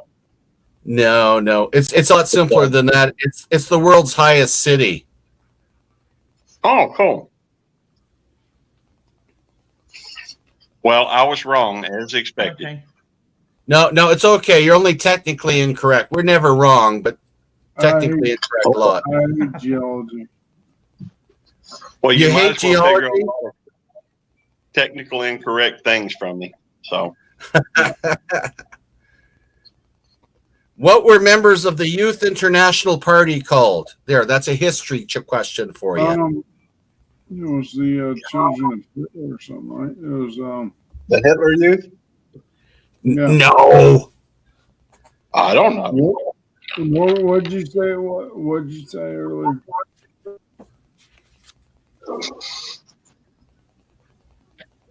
Members of the Youth Sorry, International what the youth? Party. Youth International Party. What were they called? Kids. This is a British question, isn't it? No. I remember. Adolescents. I remember it quite clearly because on one hand you had the hippies, and on the other hand you had the Yuppies. the yippies. Yeah. They were called Okay, yippies. cool. All right, okay. Yuppies. Is that where they got yuppies from? Yuppies, Not sure about that. Yeah. Or as my wife would say to me, "You're always yappy." So I'm kind of.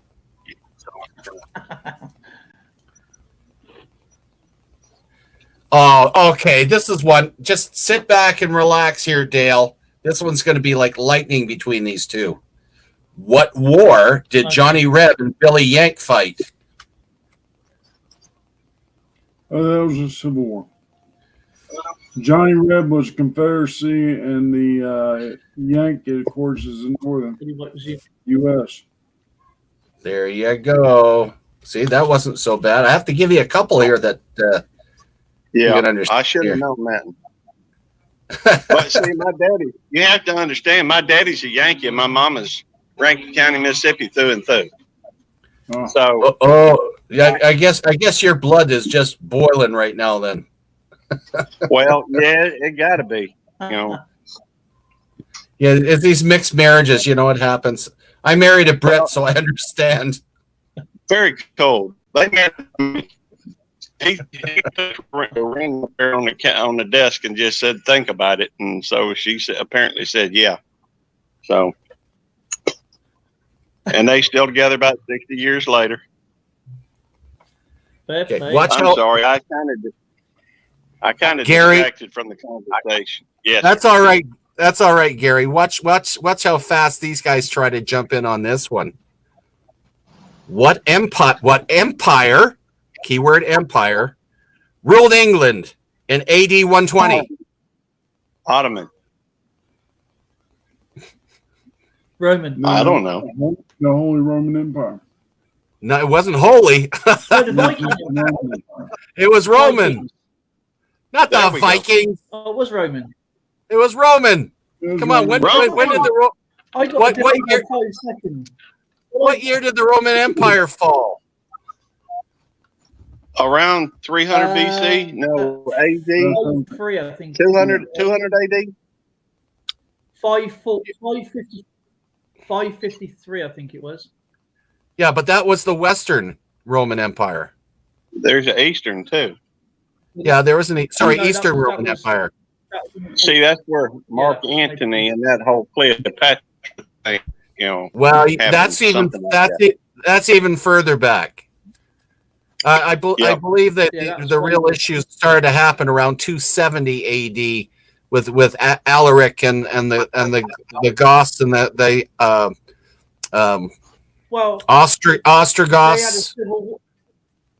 Yeah, they Well- pissed off the Germans. There was a civil war. They shouldn't have done that. They called it 5 empires. They had 5 empires to rule the empire, and they started fighting amongst themselves. Who was the ultimate empire? They Right, had soldiers, one ring to basically, rule to- them all. They Not had one ring Yeah. to rule them Well, all. that's the wrong yeah.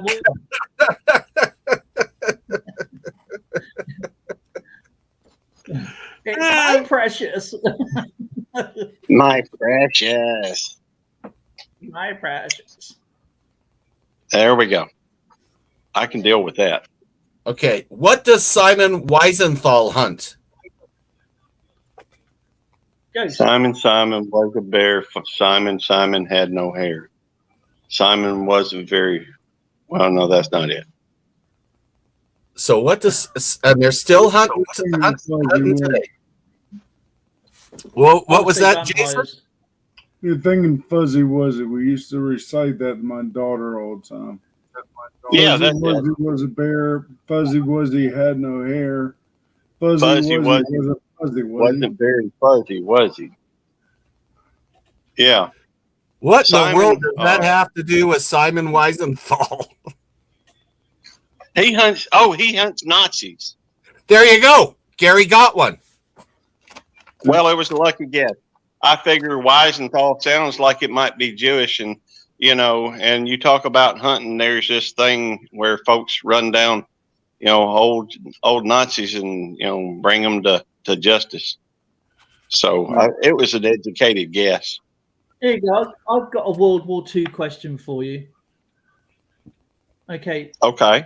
You know the prisoners of war from the Holocaust, right? Yeah. The markings on their hands, their serial number. Uh-huh. What Right. computer company did that? It's a famous computer company actually imprinted these tattoos on their arms. I know that. That's that dude. What's his name? One got all that money. Richest man in the world type situation. IBM. You're on about you're on about one of the glasses. What's his name? Bloody hell. Gates. Bill Gates. Microsoft. If he stopped Bill to Gates. pick up $100 No. bill, he'd be losing money. Zilla's got it right. It's IBM. That's what I said. That was right, I think. No, IBM is not. That's not right. That was Microsoft. No, that was IBM is a completely different company. Oh yeah, I wasn't. Okay. It's all good. I expected to be wrong anyhow. Well, you're not wrong because we're never right. We're never wrong here. Wasn't I'm sorry. Technically, D&D guy? Technically incorrect. Exactly. Okay, who married Captain Mark Phillips? Married who? Captain Mark Phillips. Princess Anne. That's correct. No, Mark. Oh, I was going to say Princess Margaret. I would have been technically incorrect again. No, That's okay. Sorry. Princess Royal one. Who said to float like a butterfly and sting like a bee? Muhammad Ali. Muhammad Ali. Yeah, I had to say one that was easy. And float What? like a Bernstein. Okay, what was his original name? Yeah, they really do. They really do. They need to learn. Somebody needs to train. What was Muhammad? Oh, okay. Zilla's got it right. Classius Clay. Oh, you were going to ask his name? How many times did he win the? How many times did he win the title? I 3. don't know. Once. I think It it was was 3. I remember was the 3 Sunny times. Westwood site. because I remember They he stripped lost. him of the title. He stripped him of his Did he title. ever win once? Oh, wasn't that something to do I'm with pretty him sure he won it. go to Vietnam or something? Yeah, No, he was he a fought conscientious against objector, the, so they. Yeah, he fought against the draft, didn't it? So they stripped him of his title. He came back under Muhammad Ali, and he won the title. Then he lost it and won it back. I believe he won it 3 times. Was that against? I may be yeah. wrong, but Hang on, I'll just maybe check it's that in my out, head. 'cause, Yeah, Zilla's on top of things here.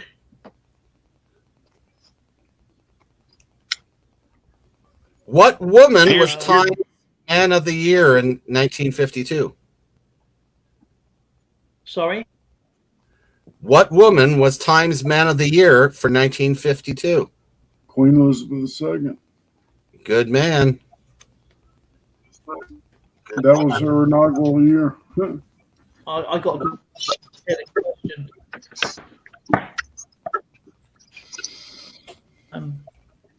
What's that, Dale? There he I've got is. like a 2-second delay. I get like a second of the end of the question, so I've got to sort of like try and add it in. Oh. Bloody C's. Can I ask a question? It made the By all means, go ahead. Oh, I just know a couple of trivia questions. I thought they might be interesting. Y'all might like them. Who was or what team has the only Super Bowl MVP from the losing team in the Super Bowl? Now that's American football.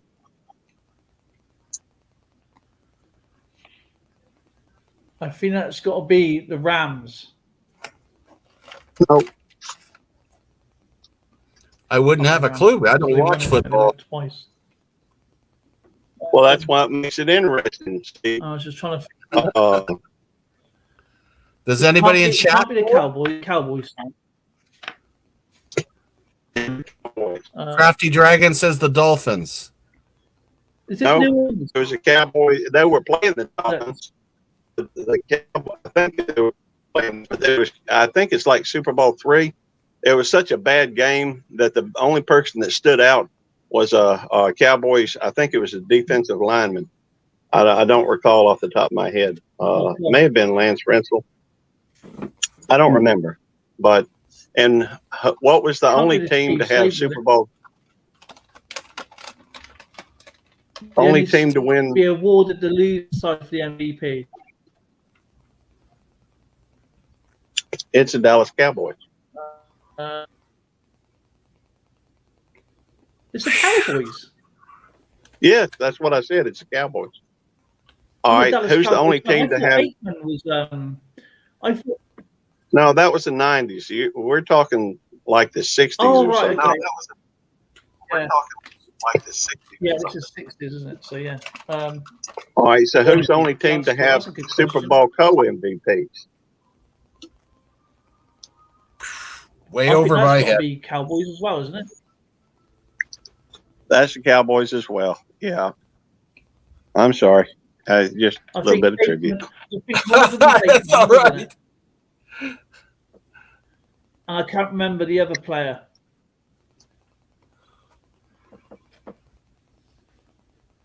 I love Dallas Cowboys. I think I got my Romo shirt. one was Harvey Martin. The other one was Randy. I'm trying to remember his name. I'm getting old and having, brain farts all the time. What's the only hockey player in the 1960s to win a Stanley Cup ring for two different teams, the Toronto Maple Leafs and the Montreal Canadiens. I know it is. The Numismaniac. Some dude named Hot.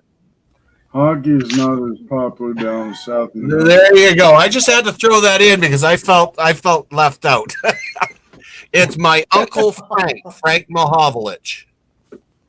That's awesome. Hey, that's pretty good.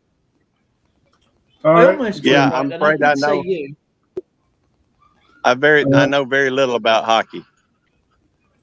Yeah, southern United States, we don't get To much be hockey honest, down here. the weakest ones is hockey, basketball. Okay, well, I gotta And cross curling. boundaries here that will give us all a chance. Okay. What company supplied the Imperial Russian court with vodka from 1886 to 1917? Smirnoff. Did you see how fast he got that? Smirnoff is the oldest vodka company in Russia. Yeah, he got her fast. Boom. All right. Multiple answer question. First rock Okay. and roll song ever played on the radio.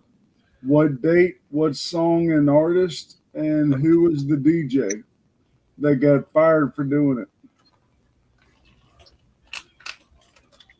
Wow, that is a I complex got a funny question. feeling that's going to be.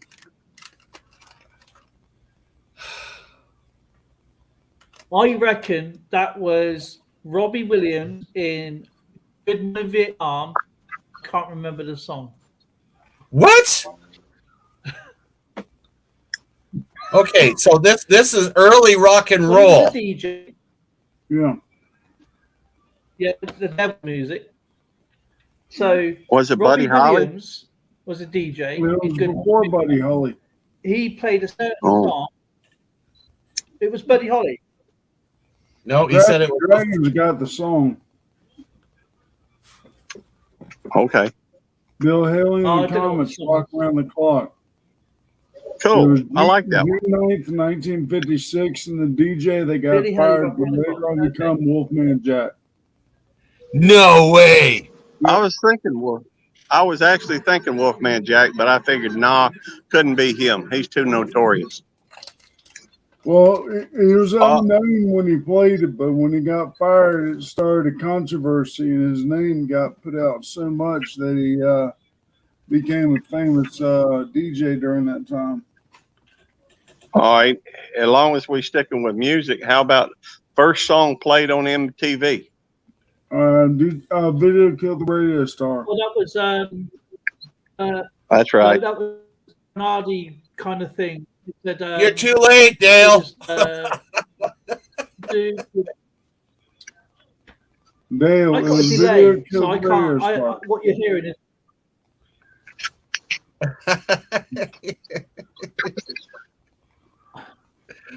Oh my gosh. All right. Who was George Washington's vice president? John Adams. John Adams. that's Hey, not bad, guys.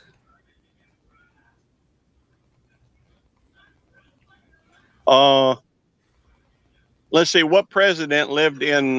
What U.S. president had a plantation in Mississippi?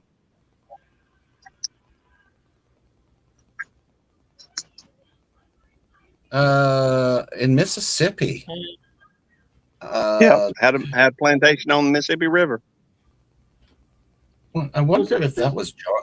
Was that Was Johnson? that Jefferson? It was actually no. Do you want to know the answer? Andrew Jackson. No. Although that's not far from the truth. It's Zachary Taylor. Taylor. But that's the only reason why I've done that. I've got a friend of mine who's All right. a friend of mine's got some property over towards Natchez. Oh, that's cool. Let's do a trivia question from one of my videos. What was the only U.S. mint not to be put on U.S. soil? Philippines. Oh, that was the Florida mint. What city in Philippines? Nicaragua. No, Manila. Very good. That was 1903 to 1937. Very cool. I did not know that. Okay, I'll give you one for my. What is the title of my 603rd video?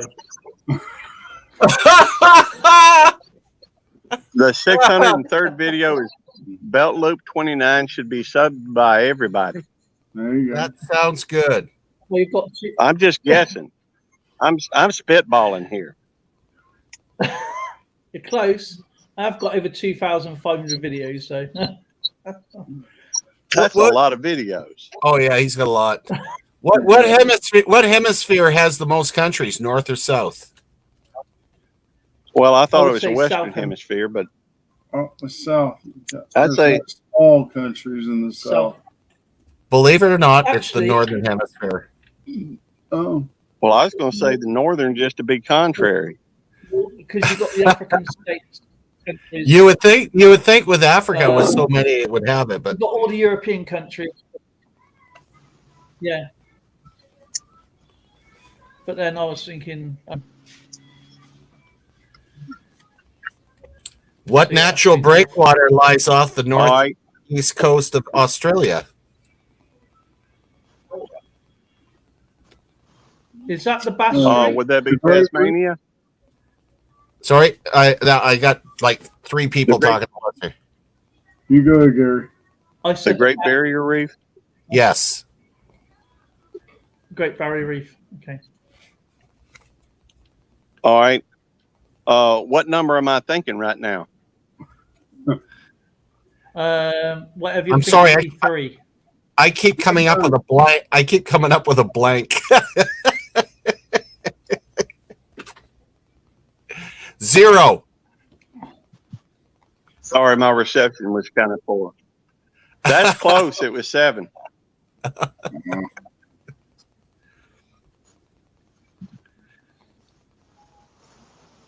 What All right. country? Oh, I got one for you. Okay, go ahead. I was just going to say, how is a pawpaw tree pollinated? Through insects. What kind of insect, I guess, is what I'm looking for. Okay, I would say a bee. That's what you'd think, but that would be incorrect. It's flies. Flies. In fact, Okay. people hang roadkill. Yeah, they hang roadkill around pawpaw trees in order to attract more flies to help pollination. All right. The American Civil War. What three But that's just US a weird mints- little fact. American Civil War. What 3 U.S. mints were lost? I mean, they had to force them. That would be the New Orleans Mint. The one I can't. The one I can't Carson City- pronounce. What state Carson is it in? City Mint and the one. in I think it Florida. was in Georgia. Well, no, Carson City stayed around No, after. I was that one begin with D. What's I that? can never. The one begin Some- with D. I can't think of it. Dahlonega, Georgia. That was the second one. Yeah, Third one is Geez, that they lost. You got Carson starts with a City, C. Carson City, and, Carson was New Orleans. Carson City can't was think of the still other around about 10, Oh, 20, 30 Carson years. City is still.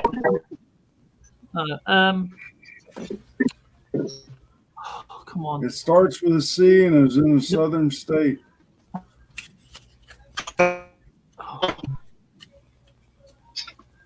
Believe you're breaking up. Chattanooga. So, Oh, sorry, it was a guess. It was a Bingo guess. invented in. Col- Charlotte, South Carolina. Oh, Charlotte. Okay. Kathy, I only Charlotte, played bingo alright. for the first time the other day. I have no clue. What year was bingo Oh, invented you play and a what bingo. country?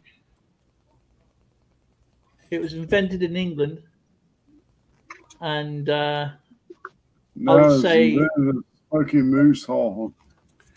it was invented by Kathy in Kathy's Corner in 2021. Huh, I don't believe that one. My favorite Because dad joke comes from that. Charleston, North Carolina, Charlotte, South Carolina.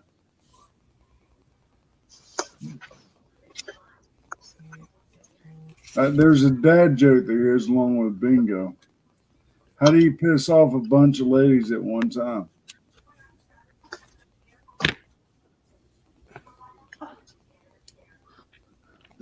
Leave out one of the numbers. I'm trying to figure it out, but I can't. You yell bingo. It's funny. Okay, what's 1,000 pounds, has 4 legs, is purple, sits on a wall, and whistles?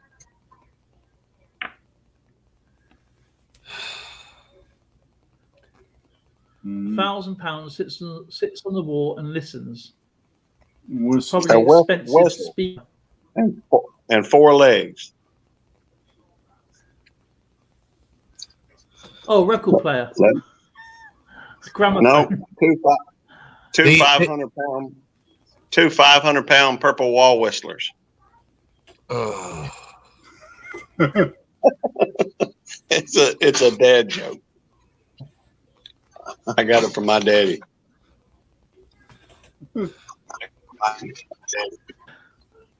Yeah, Zillus is a gargoyle. gargoyle.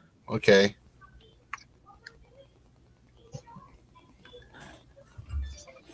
Oh, What did it become illegal to burn on August 31st, 1965? The American flag. Bibles. Nope. unfortunately, Asbestos? it's legal. Definitely, this is definitely an American answer. I was going to say wives, but we got rid of that back years ago. Okay. The Vietnam War's going on. What's illegal to burn? Oh, Lottery your draft card. draft card. The draft cards. There you go. The draft card. Brilliant.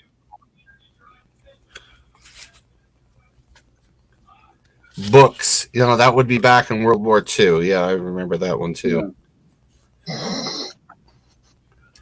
What was the third country to get the bomb? The atomic bomb. What was the third country to get the atomic bomb? Deliberately, or was it test? No, deliberately they got the bomb. You had Japan, and then you had No, they were on the receiving end. Who has the bomb? Russia. No, Germany. Sorry, Germany. No. Think about it. Who was the first? Great Britain. First, Yeah. Yeah, United States. Great Britain is third. Ah, Oh, cool. Oh, was it? Okay.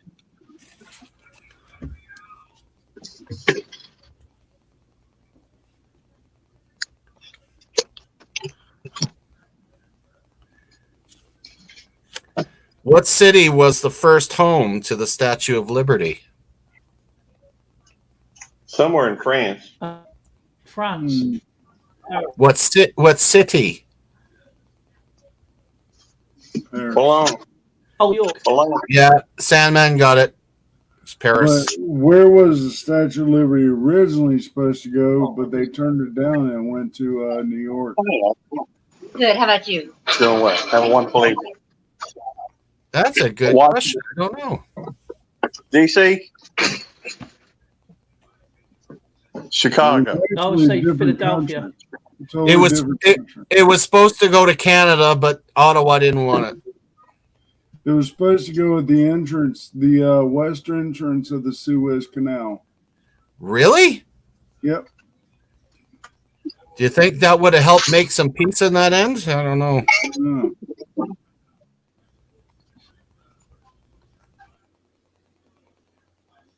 Oh, Oh, your skipper. Hook.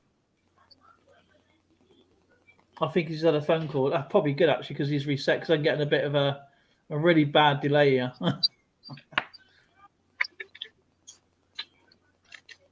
It's probably my fault. No, it's not your fault. We got so much bad weather here with the heat. It's affecting everything around here. So, Jeez. You'd think the same would be with Florida. I mean, we've been high 90s, low 100s past 2-3 weeks. it's just uncomfortable, isn't it? It's just What's that? sticky. It's really uncomfortable and sticky. Oh,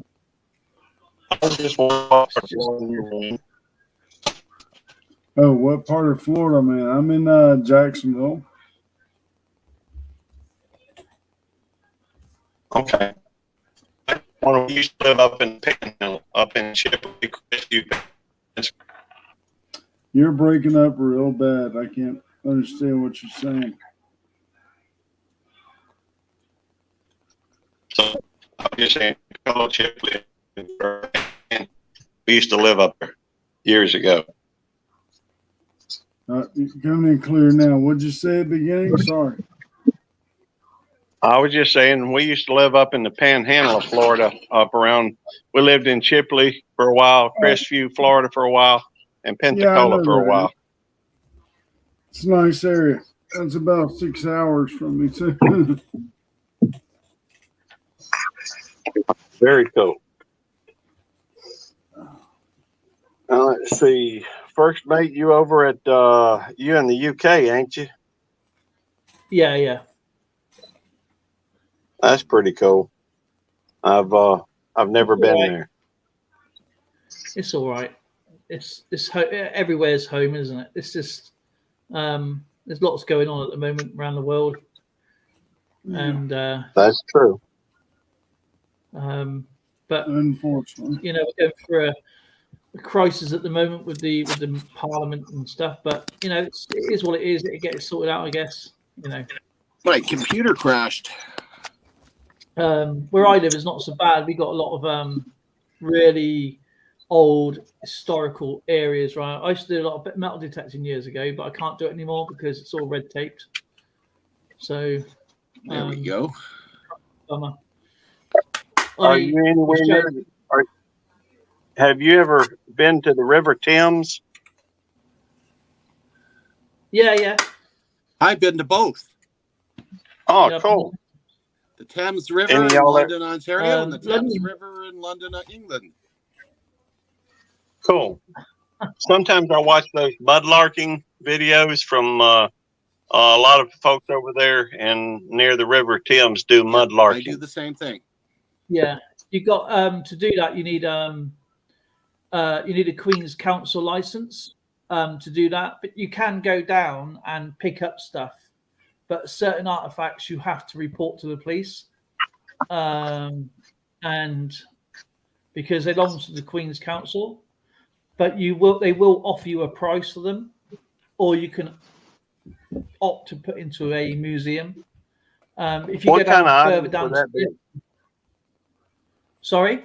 What kind of item? I was asking, what kind of items would that be? That would be anything like rings, gold coins, anything that is like value, like weapons. Okay. Musket balls. They're not really, that's not frowned upon, really. You don't have to really declare them. Depends what's in there. But if you ever come to England, it's worth setting up. It's free to do. You get a Queen's Council license, and if you get a certain one, like I did, on a certain time, you're allowed to dig down to 4 inches. And some of the professional mudlarkers not even allowed to do that. And I had one. And it gives you a map where you're allowed to go, not where to go, like up to the industrial areas because of waste, and under certain areas and certain bridges you're not allowed to do. But if you're walking down there, like say like dog walking, and you find pipes or anything of that sort of nature, you can just whack it and walk off of it. But it's good fun. But if you go down more down to the estuary, where things get washed out. You anything from that point you can keep, but you've got to be very careful because the estuary becomes flooded very quickly, and it comes up through the mud, not flat like a proper tide. So you got to be on your wits and not trench out too far because you end up actually being stuck. Yeah. But yeah, it's good. Now, it's other mud rock. One thing I have noticed on those videos though, I don't remember ever seeing anybody use a metal detector. Is that not allowed, or? No, not allowed to use a metal detector. Or, as I said, you have to take your mudlarking ID with you, and the police will say, why are you digging? And because you can only go down to like 4 inches, and Okay, 4 inches. So like a small trowel size, and it's not digging big massive potholes. But for example, if you have a coin, this is how that it's like that. Yeah, and you haven't got a mudlarking license, it sticks up like this. You're not allowed to touch it.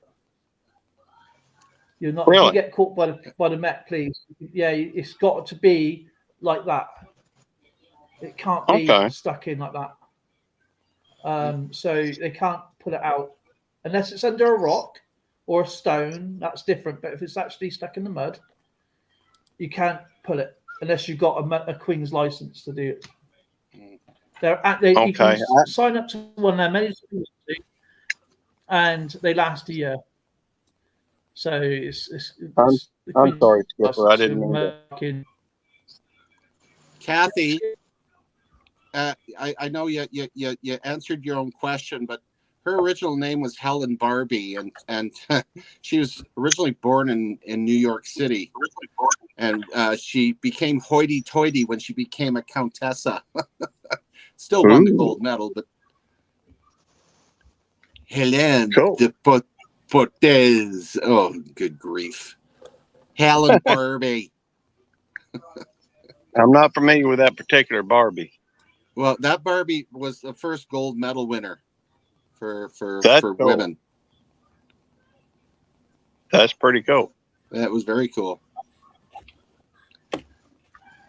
Oh, I think my other computer is now back online. Let's see if I can. There you go. This is basic rule. Go ahead, Jason. Sorry, Jason. I know around U.S. historical sites, I grew up in Andersonville, and next to Andersonville Prison, you can't metal detect or dig within 25 yards of the fence line. But there are private fields that are just outside the fence line there that you can detect around, and there has been items found out there. Oglethorpe, Georgia, which was one of the largest cities in Georgia, and it lost to Atlanta by 1 vote to become the state capital. 3 years later, they had a very big breakout of smallpox, and they had to burn the city down. And wow, only certain people are allowed to actually go out there and metal detect. And I've been out there a couple times with my friend who has the property license for that. And it's a really neat thing because you can see all these old foundations, and he goes out there and digs around metal detects and finds all sorts of coins from the 1830s to the 60s. That's so cool. I read a book about Andersonville called "This Was Andersonville." Yeah. It was a good book. It was very enlightening. And I also am very familiar with a place called Rodney, Mississippi, that had a very similar story. They became within 3 votes of becoming the capital of Mississippi. And they were right there on the Mississippi River at one point. And in fact, they were founded, I think, by the French. And it was given another name, but I'm having another brain fart and can't think of what that name was. but they have a ghost town basically for a city, and it's very limited, very limited. I mean, you're not supposed to be able to go out there and do any metal detecting either. Right. In fact, there's the church there. There's a cannonball. I assume it's still in there that got shot from a Union ship at the church when the captain of the ship and some officers went in to the church one Sunday, and they were captured by Confederate forces. It's just they've got interesting stories about places like that. Yeah, there's a place in Macon, Georgia, when Sherman did his march through Georgia, burning a trail there. And there's a house that still has a cannonball wedged into the wall from Sherman's army. And That's cool. it's called the Cannonball House. But they decided to just leave the cannonball there, and they plastered around it, and you can actually still see the cannonball to this day stuck in the wall. That's wild. Wow. And I guess the reason why it didn't go through is one of those old houses where they put chicken wire up the studs, and they just plastered over the chicken wire. That makes sense. Some of those old houses with plaster, walls, those things, sometimes those are hard to take down. They got a lot of give in them sometimes. They last forever. My grandmother's house was the oldest standing house in Oglethorpe. It was started in the 1850s and it wasn't finished till after the Civil War. 16 to 14 foot ceilings. It's the chicken wire and plaster walls. It has almost every single style of electricity running through it. I mean, you just open the wall and you see the evolution of electricity almost. Everything from knob and tubing to paper wrap to cloth wrap to some of the older Romex to the newer Romex. I'm surprised that house hasn't caught on fire yet. No doubt. It's it seems like I've heard they even at one point they just ran naked wires. Yeah, that was knob and tubing. Oh, okay. Well, I just wasn't familiar with the term. What it was is they nailed porcelain insulators to the studs, and they'd run bare wire, wrap it around, run it, wrap it around, make the turn, wrap it around. Literally, you have two wires. You have your positive, and then you have your neutral, and they're running right next to each other, literally within an inch apart. Yeah. Sorry, gang, I'm having trouble with now two computers, so I'm running off my phone. Well, we're trying to do our best to carry on. The foreshore license. The foreshore license now is taken from. It's now the London Port Authorities now, and now there is a fee for 3 years. It's £96 for 3 years, and that actually lets you go into bridges now. But if you're generally doing it, you're not allowed to go into bridges, private land, obviously, for obvious reasons. But with the foreshore license, or the foreshore permit, it's called now, you can dig up to 7.5 centimeters, which is around about 4 meters, I guess. The standard permit allows you to dig in 7.5 centimeters. Members Association Thames Mudlarkers, a digging permit allows you to certain parts of the foreshore with a maximum depth of 1.3 meters. So it's actually deeper. If you belong to a club, and you're digging up for historical events. Again, again, it's only this specific permit to scrape,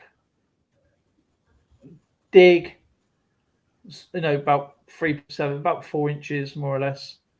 But it tells you all the safety stuff about the tides coming. Obviously, we've had the plague and all that over here, so that's still in the surface, and that's what people don't like is. You must report any of your objects, which that would be. So if you find anything of interest, you must report any of all objects you find, which could be of archaeologist interest, to the Portable Antique Scheme Finds Liaison Officer, Museum of London. Gives you a website, phone number. Blah blah blah. I've seen them pull out a whole bunch of clay pipes. Those to me are interesting. Some of those are very ornate. Yeah, there's some. There was a mudlarking program on TV, and they found out that they were planted as well. Some things were planted in there because someone with an eagle eye noticed one thing that is really, really, really well done pipe, and they found this pipe, and they said, "Oh yeah, it must be going back early Jordan, really, really early." And a few scenes later, a few episodes later, they found the same one, and it wasn't until someone written said, "Hang on a minute, you found that last time." Where people don't, I don't really take interest in trying to match up things. You get people like sit in cinemas and find out all these little Easter eggs, don't you? Sure. But yeah, it was actually. So Yeah, yeah, eagle-eyed person. Dale, Well, I want to jump in here, Dale, because we're getting on a little bit here, and we haven't done the wheel yet. Oh yes.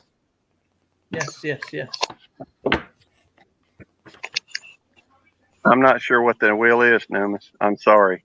Oh, no problem. You weren't here for it. If you set aside a piece of silver, like a gram of silver or a silver silver dime, it could be a merc or whatever, threepence, whatever you happen to have, put in a little bag, and if that's your commitment, if you want to go on the first wheel, he does a spin, he puts your name on the wheel, and if your name is picked, you go on the second wheel at the end of the month.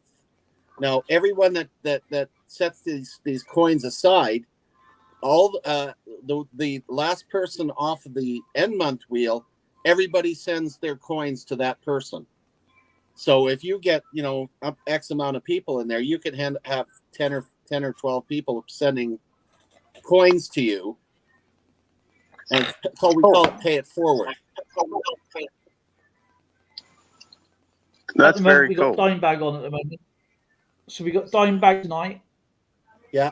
We got one person tonight. So if anybody wants to put in on the first wheel, and if you get picked out, you haven't got to put nothing else in for the rest of the month.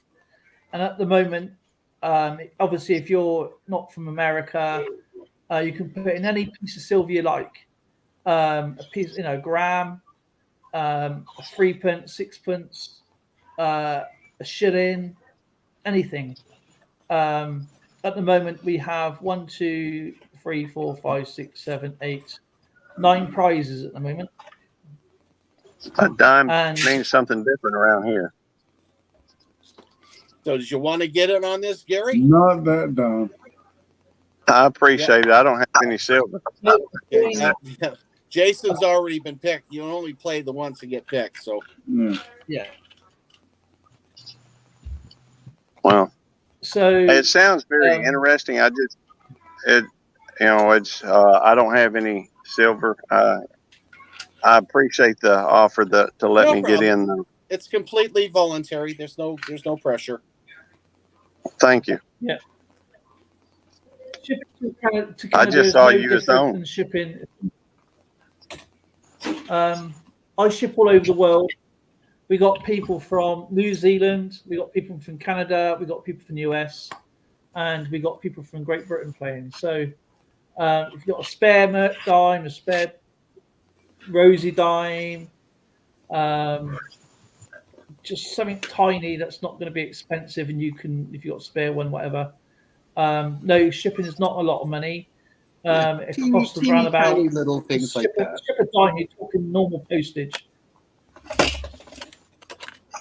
You know, you're talking normal postage. So No, not all you not, need to not do is with Zilla. It's very cheap, especially when we're only talking a couple of dimes. It maybe costs $1.80. You know, at least that's what mine costs. So we have, at the moment for the prizes, we have Chilling and a Gritting, but I have to find out what he was donating. Jason's donated 4 dime. 10 Bob donated a 25.18 Canadian cent. 25 cent 1918 coin. Ogier coins a 1936 Mercury. Patrick Johnson's put a 25 cent East. Oh, he's from the Bahamas. East Coast State. Silver Tanner from New Zealand's put a 1937 New Zealand shilling in. Alex S has put a 1945 Mert dime. The Irish Cut's put a 1945 Mert dime. Linebaggers put a 25 Canadian cent in.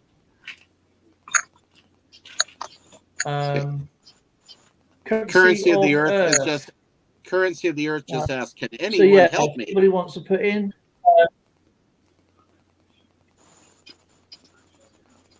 Are you lost? What would you like to know? Oh, man.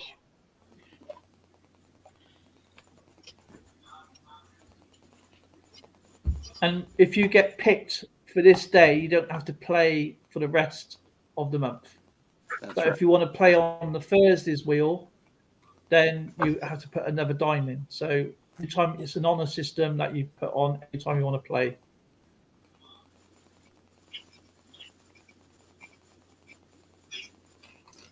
And if you do win the amount of coins, you can just set some aside. One of the packages has been stuck in systems with a full set of Canadian coins. You may be stuck with the customs charge, depending on how much the package is worth. Yeah, we don't know the circumstances behind that when it's being stuck in customs. Could be anything. Could be a random check. Yeah. Hey, Numis. It could be. Yeah. I just want to say thank you for having me on your panel. I'm here at work at the moment, and we're about to get a little busy doing a few things. I wanted to say thank you again. I've enjoyed meeting everybody. It was a pleasure, Gary. Good to meet you. I've really enjoyed it. If anybody ever gets here, a lot of times I'll do lives at midnight Mississippi time, Central time, which I think is probably a little different over there in the UK and where, although it's similar in Canada. But feel free to jump in. We have a lot of interesting conversations. Yeah, I sat in on his. They're pretty good. Yeah, that'd be great. Thank you. We enjoyed having That you would be too, amazing. Newman. Thank you, Gary. And y'all have Nice a to meet you, great Gary. evening. It's good to meet you too. Take care, bud. All right. The only reason why I'm showing my avatar instead of my face, though, is I'm at work and they don't allow videotaping around here. So That's fine. Totally understand, sir. y'all have a good night. All right. Bye. You too, bud. Okay, well, I'm gonna give a 30-second countdown. If there's no other takers, we'll go with whoever's on the wheel, eh? Yay. Yep. So it's gonna be dime bag. I'll shuffle it 5 times like I always do. It lands on.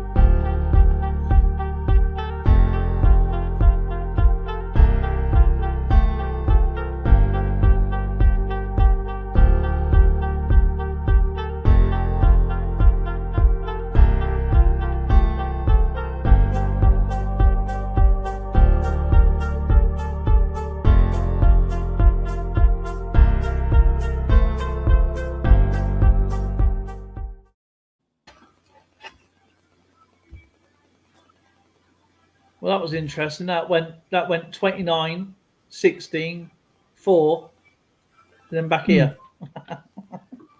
Well, at least we got a countdown of sorts. All right. Well, who's on the wheel? We got Dimebag Darren. Dimebag Darren goes into the next one then. So we shuffled it 5 times. You never know what it's going to land on. Yeah. It's Dimebag Darren. Nope, it's blue. Good enough. All right, guys. Well, I think that was a pretty good live feed. We had a pretty good conversation. Yeah, that was fun. That was a lot of fun. Yeah. And I'll put Dimebag on the computer later. And thank you, Skipper, for having me, my friend. Jason, No problems. always an honor, sir. Thank you very much. And No problem. I guess we'll see you tomorrow. yeah, tomorrow it'll be on my stream, 9 p.m. GMT. That will be 2 p.m. Mountain Standard Time, which would be about 4 o'clock. Or it will be East. 4 o'clock Eastern Standard. Is that right? Yeah, I For think you, so. Jason? Yeah. Awesome, guys. I don't normally get mixed up with my east, south, north, east, south, and west, but I do when it comes off the camera. I've got to go that way. We're working on it, and hopefully all my computer systems will be back up and running, because I don't want to be running my phone all the time. No. I'm trying to remember if we're Greenwich -4 or Greenwich -5. Or +4, +5. I think for you it's 5. It is okay. It's 7 for us. Yeah, it's morning here right now. 9:30. So 5 hours. Awesome. Yeah, so 5 hours then, yeah. Anyway, right, gentlemen. thank you so much, everybody.